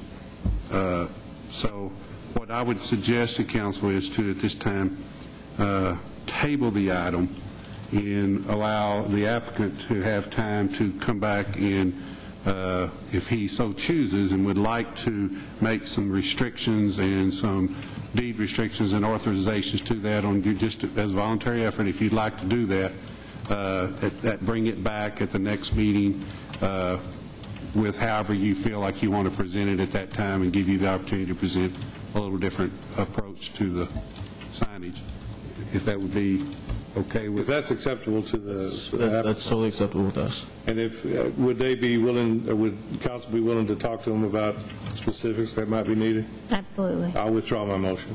Okay, you have to withdraw your second, Councilman Brenner? I withdraw too and make a motion to table it to the next meeting. I would only ask that you maybe table it until the applicant requests resubmittal. In case it takes them a little bit longer, you don't have to. Do the table request resubmittal. Okay, so the applicant requests for it to be submitted, to put on the agenda again. Okay. That way it doesn't put you in a time crunch. That's fine. Okay, so I have a motion. Get that, Julie? A motion until the applicant is resubmitted to put on the agenda. And we had a motion by Councilman Green, a second by Councilman Durham. All in favor? Aye. Opposed? Motion carries. Thank you, Council. Thank you. Sure, go right ahead. Does the deed restriction, can he do that and not own the property? Or does he have to own the property? He'll have to have the current, he'd have to have the current owner do that in conjunction with a contract for sale or something like that. It's something that legal would have to work out. I didn't want him to buy the property and then get this rejected. Right. And then okay. That was my concern also. He needs to have the authority, before he makes any restrictions, he needs to have authority of the current property owner. Or the commitment that it's only effective once he closes. Right, something like that. A lot more than what we can do right here tonight. Okay. All right, sir? Thank you. Good? All right, thank you. If you'll just get in touch with staff, they'll get you to work out the details, what you need to do. Okay? Thank you, sir. Are we good there, Counselor? Yes, sir. Okay. Thank you. I did want to make one thing. That's not a guarantee it's going to pass. And I agree. That's not a guarantee it's going to pass. It's just kind of getting you a little bit more to what you heard, I guess, from council comments, a little more in the direction of what at least one council person was looking for. Okay. Item number 11 is consideration of ordinance approving a negotiated resolution between the steering committee of cities served by Encore and Encore Electric Delivery Company, LLC, regarding the company's application to increase electric rates in all cities exercising original jurisdiction. Mr. City Manager, I'll either have you or Mr. Backus kind of go over this just briefly and explain how this came about and what this is and what the ramifications are if it's passed or if it's not passed. I think Mr. Backus would be delighted to give you that information. How did I know that? It's his baby. Mayor and Council, this is, again, a rate increase that you see periodically from the electric providers. Encore had sought for a $353 million increase in their rate structure. The steering committee, which is made up of approximately 167 municipalities, did reach a settlement of $136.7 million on their total increase, which basically reflects a $2.35 increase to the residential customer. The increase, again, will be effective in I believe, 2 reads. I'm sorry, that is incorrect. It will be effective once the settlement goes to the PUC and they accept that settlement. Okay, Council, questions? Yes, sir. Mr. Backus, it's the same question I asked in the workshop. Could you, again, explain to us why Encore has to come to us and who are the other groups that have to come before the council on these type of items? Yes, sir. On rate increases, the city still has jurisdiction over rates and these are filed with the PUC as a request, and they come to a steering committee, which we've been members of for several years. The number of service units or meters that we have in effect in Louisville is approximately 385 units, and Encore is the transmission and wires distribution, not the residential or retail electric provider, not the one that you can power to choose or select your electric company. It's basically the wires and transmission component. And who are those others? Just, if you could just name some of them. Texas, New Mexico is the other transmission and wires or transmission distribution system within Louisville. And CoServe is a non-deregulated, or it's a regulated community which owns both the electric retail electric production or service plus the transmission and wires. CoServe owns both. Okay, thank you. And then also, too, if you go over what you expressed out there, if we do not approve this and the steering committee does approve this, what the ramifications are? I do not believe there will be any ramification to the city as a whole, because this is a settlement with the majority of the steering committee. And so I'd have to research that more with our legal counsel in Austin, but my understanding is if they accept the rates, the lower rates will be accepted statewide. Okay. Any other questions, Council? Councilman Grena? Move to approve as set forth in the caption with the recommendation from the city staff to do so. Second. Have a motion by Councilman Grena to approve, second by Councilman Durham. Any comment, any discussion? Councilor? This is an ordinance of the City Council of the City of Louisville, Texas, approving a negotiated resolution between the Steering Committee of Cities served by Encore and Encore Electric Delivery Company, LLC, regarding the company's application to increase electric rates in all cities exercising original jurisdiction, declaring existing rates to be unreasonable, requiring the company to reimburse cities reasonable rate-making expenses, adopting tariffs that reflect rate adjustments consistent with the negotiated settlement, and finding the rates to be set by the attached tariffs to be just and reasonable, approving Encore's proof of revenues, adopting a savings clause, determining that this ordinance was passed in accordance with the requirements of the Texas Open Meetings Act, declaring an effective date, declaring an emergency, and requiring delivery of this ordinance to the company and the steering committee's legal counsel. All in favor? Aye. Aye. Opposed? No. Motion passes 3-1. Item 12 is consideration of an ordinance amending the Louisville City Code, Chapter 4, relating to temporary structures and uses, regulating clothing material donation containers or bins on commercial properties. In general, clothing containers or bins, either for-profit or non-profit, have caused concerns over dumping of household goods and furnishings beyond clothing or small items, as well as proliferating of the sites, leaving unsightly debris. Code enforcement and building inspections are continually dealing with the overflow of materials and debris left over, and often forcing the property owners to clean up at their own expense. The intent of this ordinance is to limit the number of clothing material donation containers or bins that a nonprofit organization is allowed to have, that a profit or nonprofit organization is allowed to have on the location of their business, and to prohibit all others. The recommendation of staff is to approve, set forth, and I hope people understand here what we're looking at here is not to prohibit people from giving to nonprofits through clothing or materials.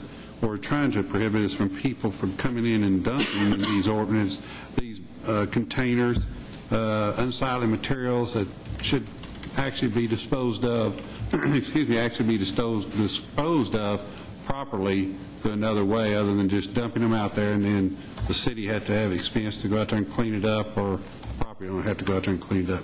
So in my opinion, that's what this item is doing. Councilman Gilmore? I move to approve the ordinance as set forth. Have a motion to approve by Councilman Gilmore. Second. A second by Councilman Thornhill. Any discussion? One comment, if I could, Mayor. Yes, sir. On this, the people, you almost want to say that they have good intent to try to have reuse of whatever property they have. But if you have bulky items that you can't take anywhere else, or you're going to try to get rid of them and want them to go to a reuse, there are, I know, CCA, others that have a pickup service, Salvation Army, Goodwill.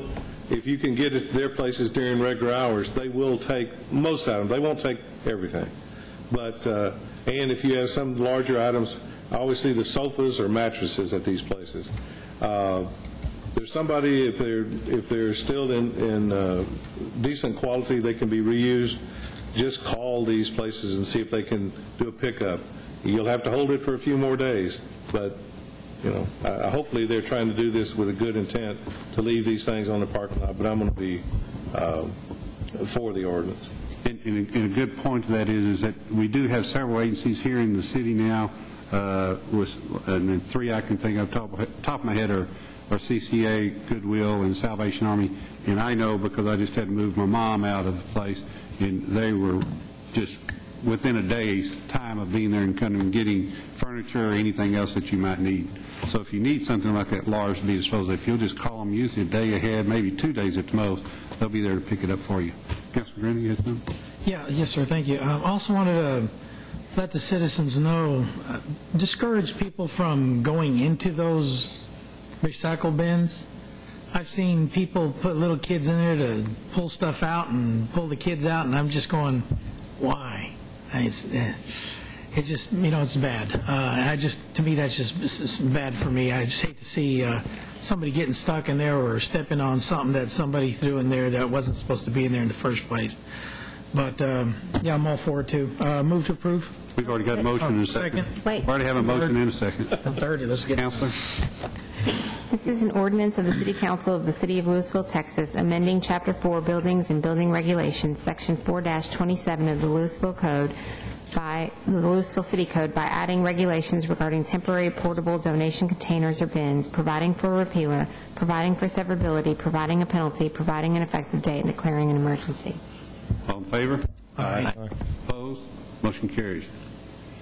Item 13 is consideration of two ordinances amending the Louisville City Code, Chapter 7, Article 17, relating to annual permits and inspections of gas production facilities, and Chapter 2, Section 2-201, relating to adding an annual permit fee for gas production facilities. At the April 4th, 2011 City Council meeting, Council approved an amendment to the oil and gas ordinance authorizing the implementation of an annual permit for oil and gas wells. Pursuant to this authorization, staff has developed proposed language to the ordinance that allows for these inspections and requirements of the annual permit, as well as developing an annual permit requirement and associated fee for the permit. Recommendation is that Council approve the two ordinances as set forth in the caption above. Does Council want to see the presentation? I think Eric's prepared to do one. He is? Or yes, he is. Okay.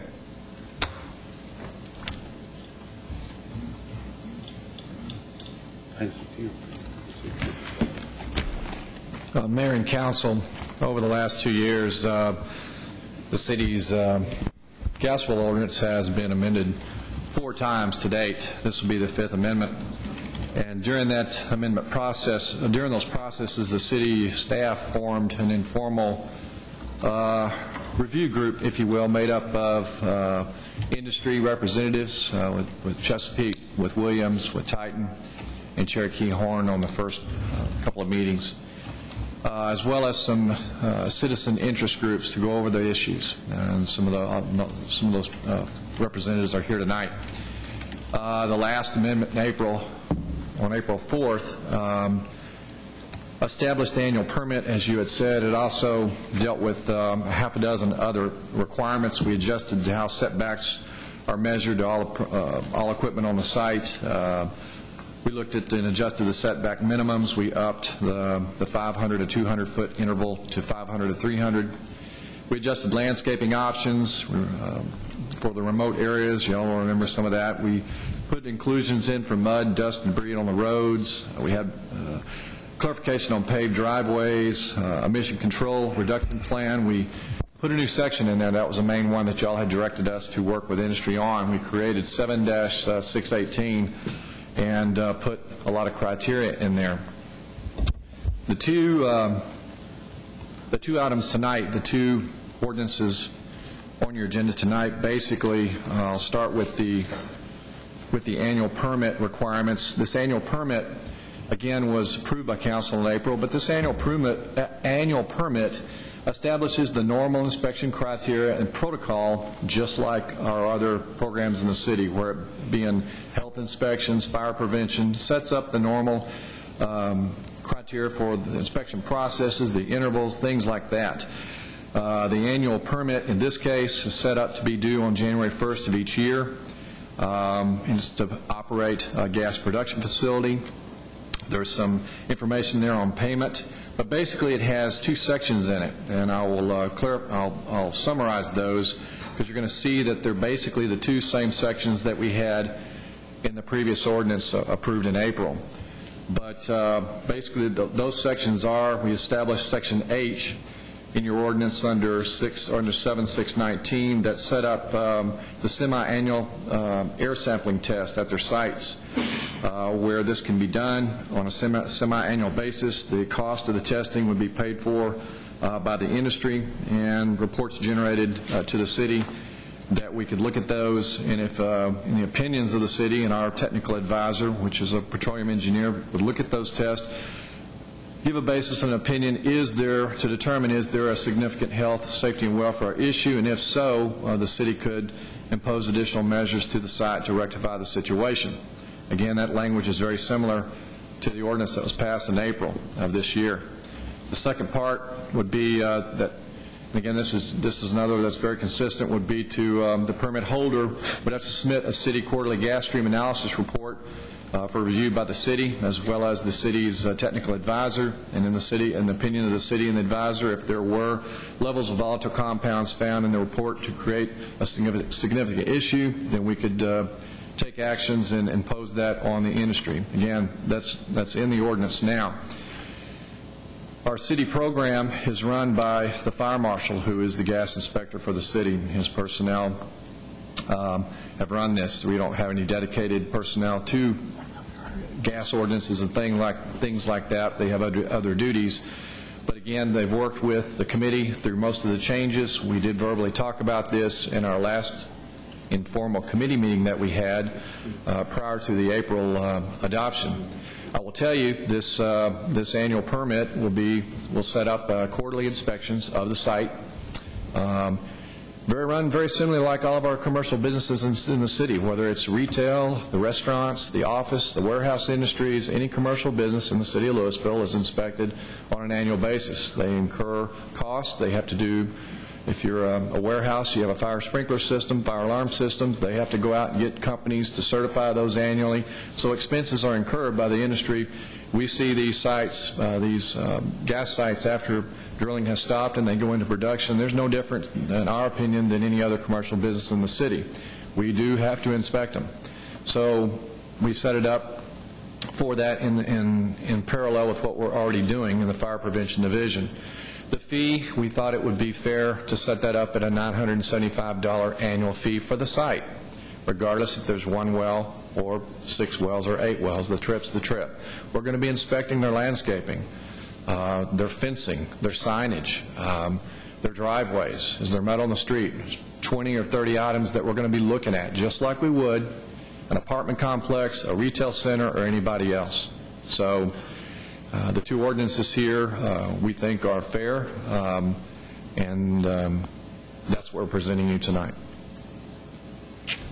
Council, any questions of staff at this time? Thank you, Mr. Parrish.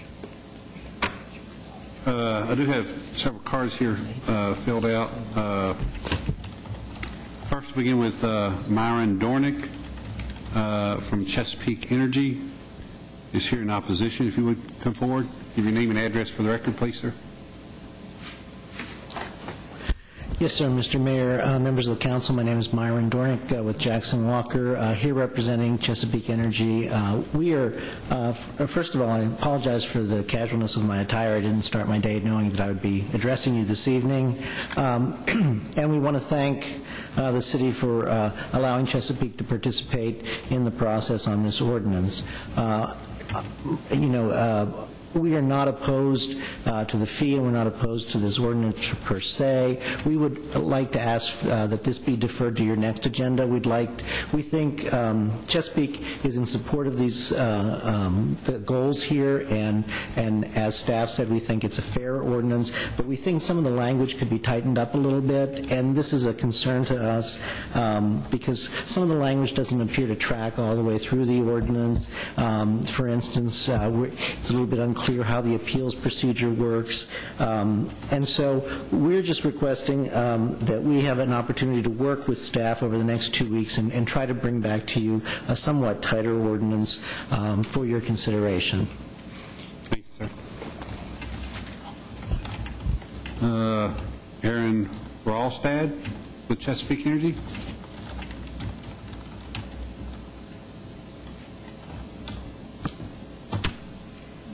Good evening, Erin Wellstad with Chesapeake Energy, 100 Energy Way in Fort Worth, Texas. I wanted to start off my presentation by giving you an example. Imagine, for instance, that in the city they changed every single speed limit sign to say, drive a reasonable speed. Well, what my 85-year-old grandmother thinks is a reasonable speed is about 15 miles an hour. What the teenager down the street from me thinks is a reasonable speed, I think it's pretty well around 100 miles per hour. Those type of standards that don't let industry, let citizens, let people know what's expected of them. And so what we're asking for in this ordinance is that you table it to give us some time to put some input in, to give some more clarity. Today's the first time I've had a chance to look at it, and as I went through this, I jotted down several questions. I don't know if I have time to get through all of them, but I'll give you an example of some things that, are a little bit ambiguous and that we need more clarity on, and that's why we need to look at this a little bit further. This ordinance is for an annual permit for a gas protection facility, but yet in the memorandum by staff it refers to a pad site, and the presentation refers to a pad site. Yet if you go back to the definitions that are in the ordinance, a gas production facility is defined as a site, building, structure, or facility to include a gas pad and wells, and anything related to the production, processing, and transportation of natural gas. My question is, if the annual permit is required for a gas production facility, which of these facilities do you mean? Do you mean all the facilities together? And I think the intent was it was per pad site, but that's not what it says in the current proposed ordinance. The other question is that I couldn't find where the gas production facility fee was. It says that there's a fee. We have a memorandum of what the fee is, but there's no actual fee that's stated in the ordinance. There's a second ordinance. The second ordinance? Two ordinances. Thank you. The other question is that a gas well permit or a gas production facility permit can be terminated or revoked by the community development director or the director of community development, pardon me. My question is there an appeal process to that decision? Is anything set up? What is the process for a permit? It also mentions in the ordinance that there can be stipulations put on that permit, and I'm wondering who puts those stipulations and where do they come from?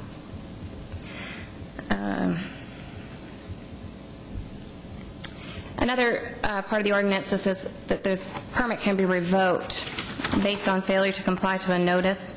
And my question is what type of notices are these? Are these citations? If it means citations, can we, some clarifications on what that is? It also mentions a reinspection fee, which, again, another fee that I couldn't find, and I don't believe that one's in the second ordinance. So, again, we don't know what the reinspection fee is. A lot of weight is put on the Director of Community Development. My question is what qualifications does that Director of Community Development have to have? What standards are they given? The Director of Community Development has the right, in their opinion, if they feel that operator isn't meeting the requirements of the permit, to revoke the permit. But again, there's no appeal process in there, and we don't know what standards those are.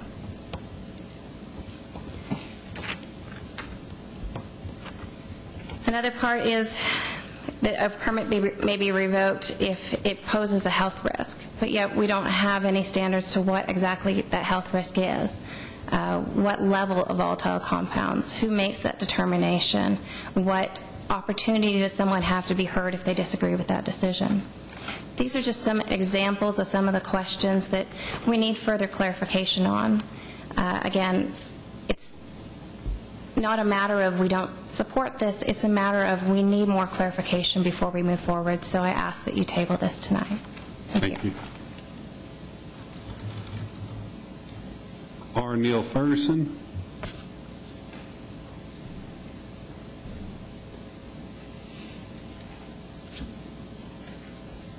Good evening, Mayor, Councilman, staff. Y'all are used to see me dressed casual, so I don't have to apologize. Gee, I don't even know where to start with this. I have looked back at the April 4th ordinance that was passed. The language certainly was very clear as far as where we were going with this. I think we can always nitpick something to death. I think you can revise it and revise it again and still decide you want to revise it again. And there's nothing that prevents you from doing that. But I think these two ordinances, as they sit on the table tonight, are a satisfactory move in the right direction. I see no reason to table them. There's considerable citizen support for this move, and I would ask you to approve it. Thank you. Thank you, sir. Lucas Smith. I'm assuming you want to go first again? Yes, sir.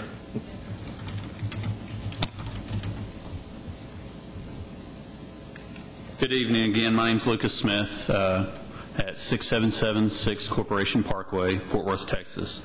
And again, I'm the Environmental Health and Safety Specialist for Williams here locally in the Barnett. And Erin covered this excellent. She covered a great amount of the points, so my time up here will be actually limited. TCEQ has developed standards for evaluating air compliance, and those are called the Air Monitoring Comparison Values. It's set out there. It's what the TCEQ monitors us against. Are those air standards? No.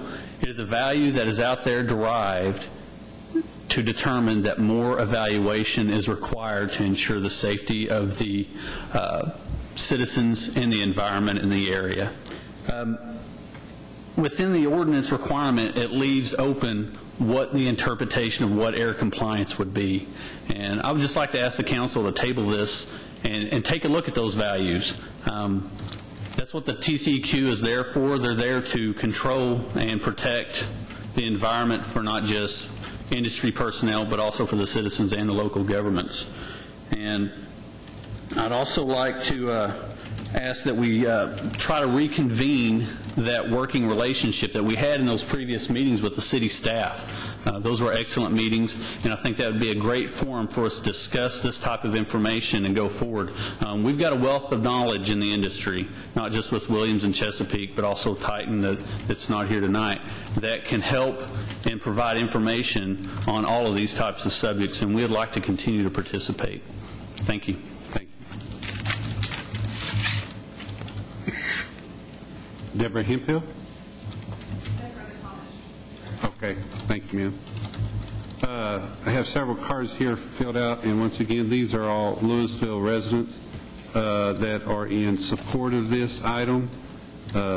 Tanya Rang is in support. Conrad Odell is in support. Carla Scott is in support. Kyle Scott is in support. Carol Tomkovich is in support. Gene Ferguson is in support. Kifna Bailey is in support. And Bobby Bailey is in support of this. One thing I wanted to ask again, Mr. Ferris, when you were giving your report, you were talking about when we make these trips out there, these fees are to cover us when we have to make a trip out there A couple of things you mentioned, several things, being from landscaping, fencing, mud in the streets, tearing up curbs, this and that type of thing. Is that correct? Yes, sir, that's correct. Okay. I'm in big time support of this. I mean, we just started having wells drilled here, recently, and we had a severe problem when Williams, I believe it was Williams, is the one that did it on McGee Lane. Is that Williams? That's Titan. Titan, excuse me. Beg your pardon, Williams. I apologize, Williams. It was Titan. When Titan came in to start their pad site, they brought, I don't know, at least 20 18-wheeler trucks blocking the road. People couldn't get out of the residential area. There's only one way in and out of that street. They blocked the road, couldn't get through there. I just happened to be going to work early that morning, and it was during the work time. It was between 6 and 8 o'clock in the morning. Had the road completely shut down, tore the road up, put mud in place all over the road. If it hadn't been for Assistant City Manager Backus coming out there and telling them, look, either we're going to shut you down or you get this stuff straightened out and get these trucks out of here so that these people can get in and out of their residence so that they can go to work and come home. We're going to shut you down. And, yeah, it took a while. In fact, I was on Mr. Backus' phone pretty regular. Get out here and get this thing fixed. Because I knew I was going to have my phone ringing off the wall from residents that were irate because they weren't even allowed opportunity to get to their in or out of their residences. And we've got to have compliance with these issues. We need to have a way that does not affect our citizens' cost and does not affect our citizens' livelihood here, nor should they have to pay for it when it's people that aren't following the ordinances that we have set in place. So I'm in favor of this. With that, Councilman Thornhill. Thank you, Mayor. I heard Eric speak and then heard from Chesapeake and Williams. Can I just go back to Eric or maybe Tim, and do y'all have any comments on their comments that you want to make as far as their request or ambiguities? I think I can, is this on? Yes. Several comments were made. I think it's important for everyone to remember that this is the Fifth Amendment. Takes 5 of these to make one ordinance, in other words. We've been working on it 2 years.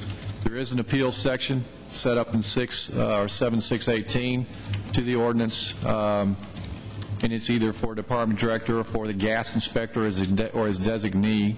So, the appeal language in here, possibly could be tightened up. There is an appeal to this ordinance, though, in place. The other issues with regard to health, safety, and welfare issues in the beginning of any ordinance like that are, again, I'll repeat, pretty common to the same, if you want to use their terms, vagueness. They're the same within the health code, the electrical code, the fire code, building code that covers some generalities to where you have that. Now, granted, gas stream analysis and air sampling, those 2 sections were already in the April. They're already in the ordinance now. We just tighten it slightly.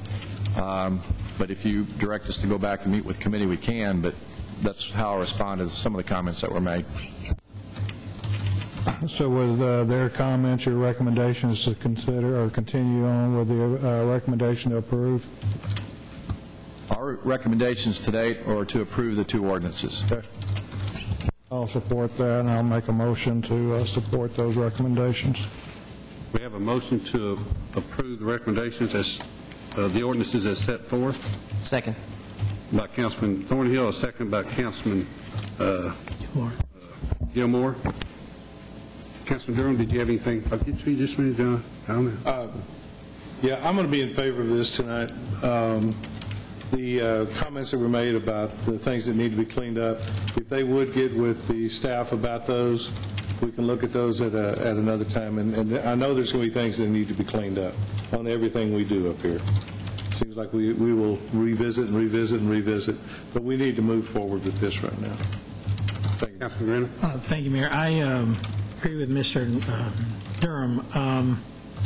Just one quick question. Mr. Ferris, how many times are we going to be going out there a year?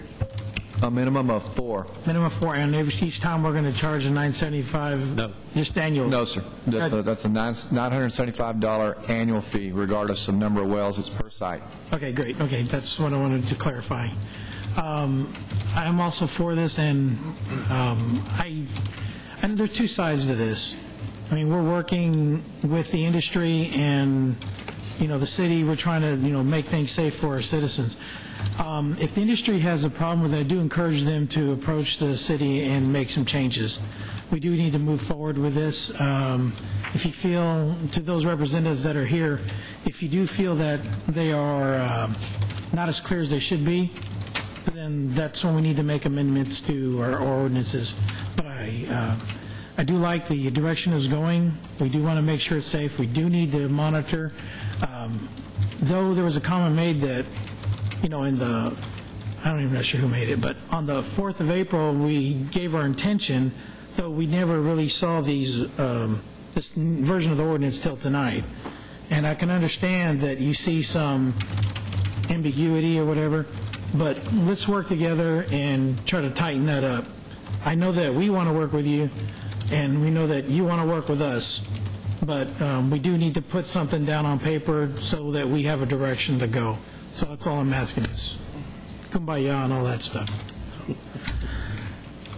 I'm done, Mayor. We have a motion and a second. All in favor? Oh, I'm sorry, Counselor. This is an ordinance of the City Council of the City of Louisville, Texas, amending Chapter 7, Article 18, Oil and Gas Drilling and Production of the Louisville City Code by amending the requirements for the annual permit to operate a gas production facility, providing a savings clause, providing a repealer, providing for severability, providing a penalty, providing an effective date, and declaring an emergency. Thank you, Counselor. All in I favor? have one more. Oops, I'm sorry. That's the first one. You got to do the second one. I'm sorry. The second one's also an ordinance of the City Council of the City of Louisville, Texas, amending the Louisville City Code, Chapter 2, Article 8, Section 2-201, Fee Schedule, by adding a fee for annual permit to operate a gas production facility, providing a repealer, providing for severability, providing an effective date, and declaring an emergency. Thank you, ma'am. All in favor? Aye. Opposed? Motion carries unanimously. Item 14 is consideration of a resolution nominating one member to the Board of Managers of the Denko Area 911 District. Olive Stevens, former mayor of Shady Shores, currently represents area municipalities on the Denko Area 911 District Board of Managers. Ms. Stevens' term expires on September 30th, 2011, and the district has requested that each participating city submit their nomination for a candidate to represent their municipality by July 18, 2011. Ms. Stevens has expressed her desire to serve another term if appointed. Recommendation is of staff is to approve the resolution nominating one member to the Board of Managers of the Denko Area 911 District. Councilman Durham. Mayor, I move that we nominate Mayor Stevens, and before we even have a second or vote, I want to thank her for her continued service to the citizens of Denton County. Second. I have a motion by Councilman Durham, a second by Councilman Guerrero. Any discussion? All in favor? Aye. Opposed? Motion carries. Item 15 is consideration of an alternate member to the North Central Texas Council of Governments Regional Emergency Preparedness Planning Council.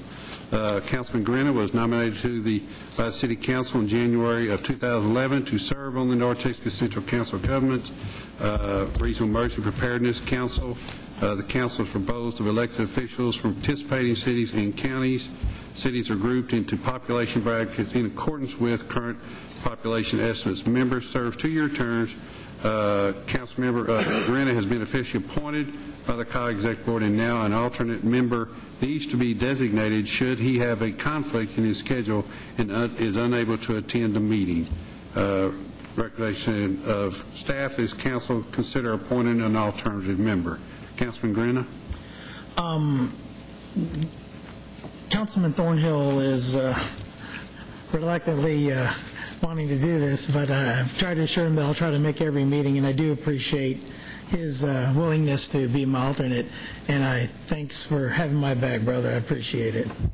No problem. Is that a motion? Motion, yes. Second. I have a motion by Councilman Guerrero, a second by Councilman Durham. All in favor? Aye. Opposed? Motion carries. You're going to miss the first meeting that's coming up, aren't you? No. Oh, you're not? Okay. I was hoping David could get to the... No, we got that straightened out. Okay. We've already had a meeting this year. No, I mean the next meeting, excuse me. Next meeting I'll be able to make. Okay. Item 16, discussion and consideration of appointments to various city boards, commissions, and committees. On June 30th, various terms of offices of the city boards, commissions, and committees will be expiring. Those positions have been identified and current appointees notified.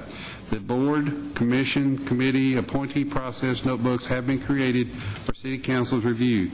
Data sheets for members requesting reappointment and all new applicants have been included in the books along with attendance data for existing members requesting to be appointed. City council will need to identify interview teams, interview dates, and determine which team will interview which board, commission, or committee. Recommendation is council proceed with the appointment process of the different committees. As in the past, as we've always done in the past, we'll divide up into teams to choose to interview the different candidates for all the different boards and commissions.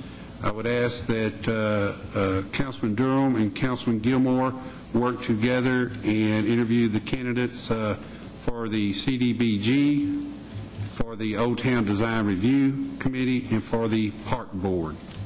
And then I would ask that Councilman Grena and Councilman Thornhill work together and interview the candidates from the Library Board, from the Zoning Board of Adjustments, and for the TIF number 2 board. And if y'all would get together on those, and then I will take the Planning and Zoning Commission and the Animal Control Board. When you do talk with these candidates, as she said here in the backup, she has provided you with notebooks or sheets that if you need hard copies, she can get them for you, but she's provided to you on your computers the data of all the existing members and their attendance and so on and so forth, and those who wish to be reappointed, and then those who are filled out applications for being on new members on the committees. I encourage you to visit with them and then get together and make recommendations to me before the next council meeting on your different boards and commissions that I'm asking you to interview.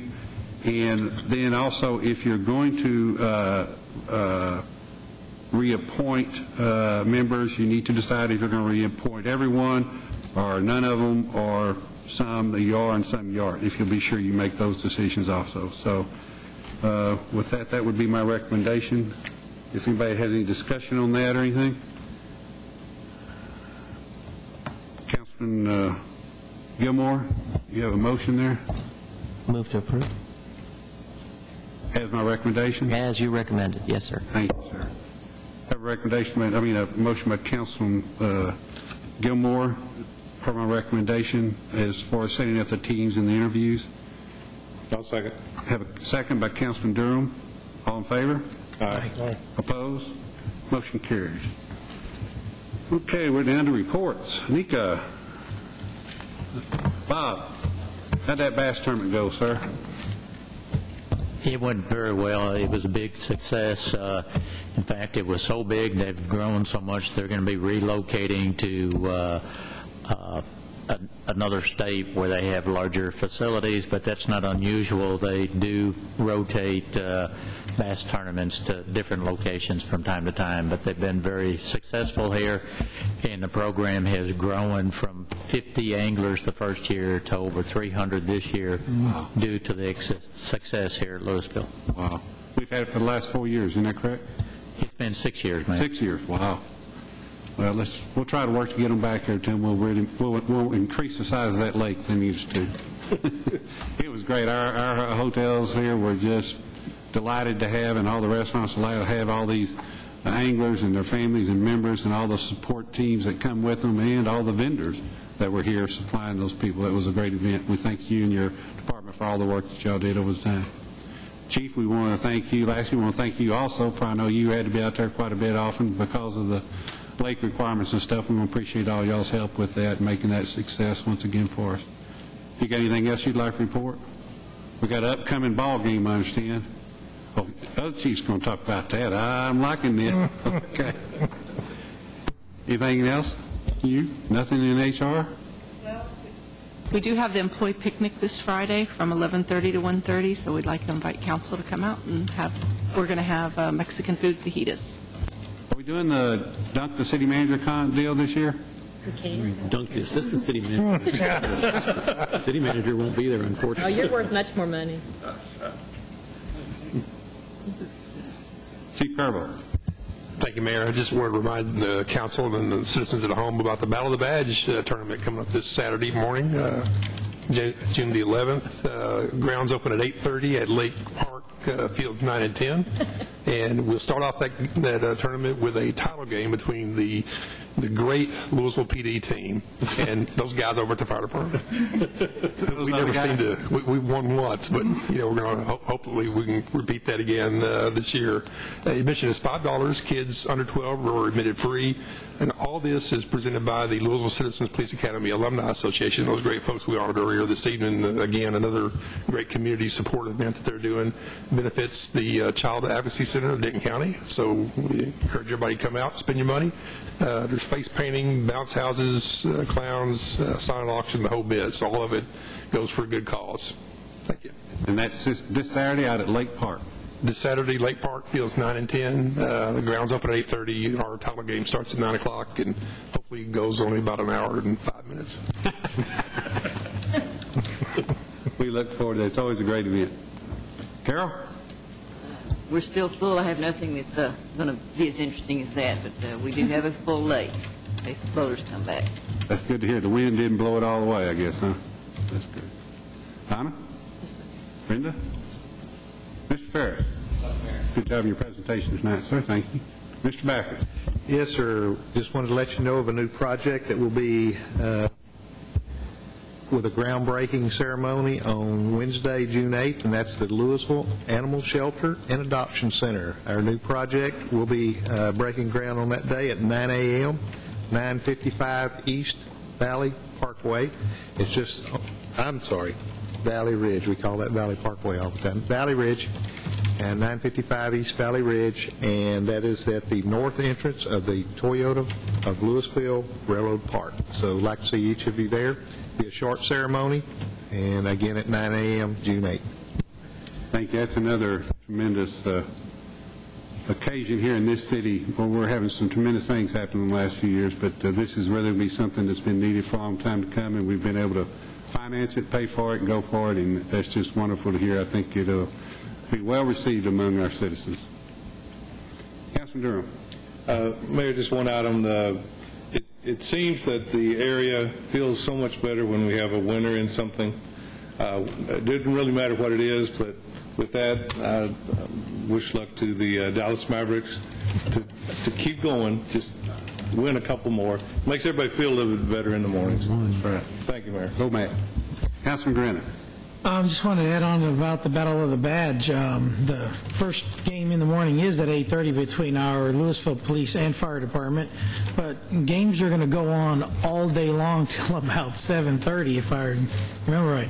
We have 10 teams from fire and police departments from all around the Metroplex, and come on out. It's $5. It goes to a good cause, as was stated, the Denton County Children's Advocacy Center. I'll be out there cooking hot dogs. Come out and buy some. It's a lot of fun. Bring some money, because we do want you to donate if you can, but it's going to be a lot of fun. Come on out there. It's going to be hot, and we're going to have drinks and soda and hot dogs, baseball. It's going to be a lot of fun. So come on out. That's it's going to be this coming Saturday, which is the 11th. Correct. 11th. Correct. Thank you. Councilman Gilmore. Two quick things. Early voting continues this week for the council runoff. That'll be 8 to 5, and any registered Louisville voter can go to vote there at the municipal annex. Number two is tomorrow night at 7 p.m., Lone Star Attitude will be playing in the courtyard of the Medical Center of Louisville Grand Theater. And come on out. That'll be a great time. It's a great time to meet the community, and it is free, which is important. So that's a great time and a great band. So you can also find out more at soundsoflouisville.com. Mr. King? Council, I just want to let you know that I have, in fact, been dunked in a dunking booth in a full suit somewhere. I think Tim Phillips has photographs of this. I don't remember the exact location or what the reason was for this, but I do remember being in my suit when they dunked me. So I've done it before, and I won't be doing it this time. We raised a lot of money when we did that. Yeah, one of these days maybe I'll do it again. It must have been a United Way fundraiser or something that we were doing, because it did attract a lot of money. Still could. Except for the fact, and I'm sure the main reason I'm not going to be doing it, I won't be here the rest of this week, won't be some of those events that were described earlier. I'll be in New York, hopefully for the birth of my first granddaughter or son. We don't know which. So grandbaby coming due this weekend, and so I'll be out of town, and Steve and Donna will be here if you need anything. Well, congratulations. Except for dunking. I don't think either one of them are interested in dunking, so. I think Steve is. Congratulations on the grandbaby. Thank you. Get your wallet out. It's fun. They're worth every penny. Councilman Thornhill. I'll just reiterate what Councilman Gilmore said, that we do have an election coming up. This time when we convene 2 weeks, we'll have a new council person. Is that right? It's been 5 months lonely over here, so I'm looking forward to somebody. Not the next meeting. First meeting in July. First meeting in July because of the canvassing. Oh, my apologies. That's all right. But do get out and vote, please. All right. That's all I got. Thank you. Counselor, I apologize for overrunning you a couple times tonight. Thank you for your good advice earlier, too. Julie? Would you give us the exact hours? And I know it is 8 to 5 this week, but there's also a couple of days next week, I believe. It's 8 to 5 this week. Your mic's not working, I don't think. Okay, sorry. It's 8 to 5 this week, also on Saturday. Next week, on Monday and Tuesday, it's from 7 a.m. to 7 p.m., and on Election Day, June 18th, it's from 7 a.m. to 7 p.m., and all voting is being done at the Municipal Annex. Great. Thank you. Thank all the staff, and thank for all of you coming tonight. And with that, in accordance with Texas Government Code Subchapter D, Section 551.072, Property Acquisition, and Section 551.087, Deliberation regarding economic development negotiations, we'll convene into executive session. Yep.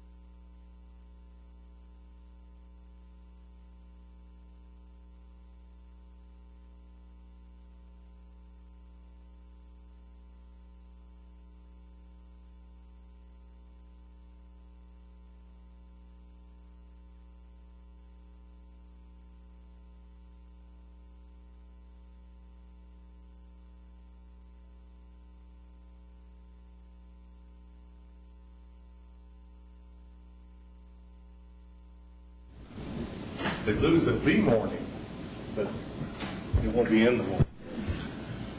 Calls back into regular session. Is there any action to be taken, council? No, sir. Move to adjourn. Second. Have a motion to adjourn by Councilman Durham, a second by Councilman Grennan. All in favor? Aye. Opposed? Motion carries. Thank you again, sir. We appreciate you. Yeah.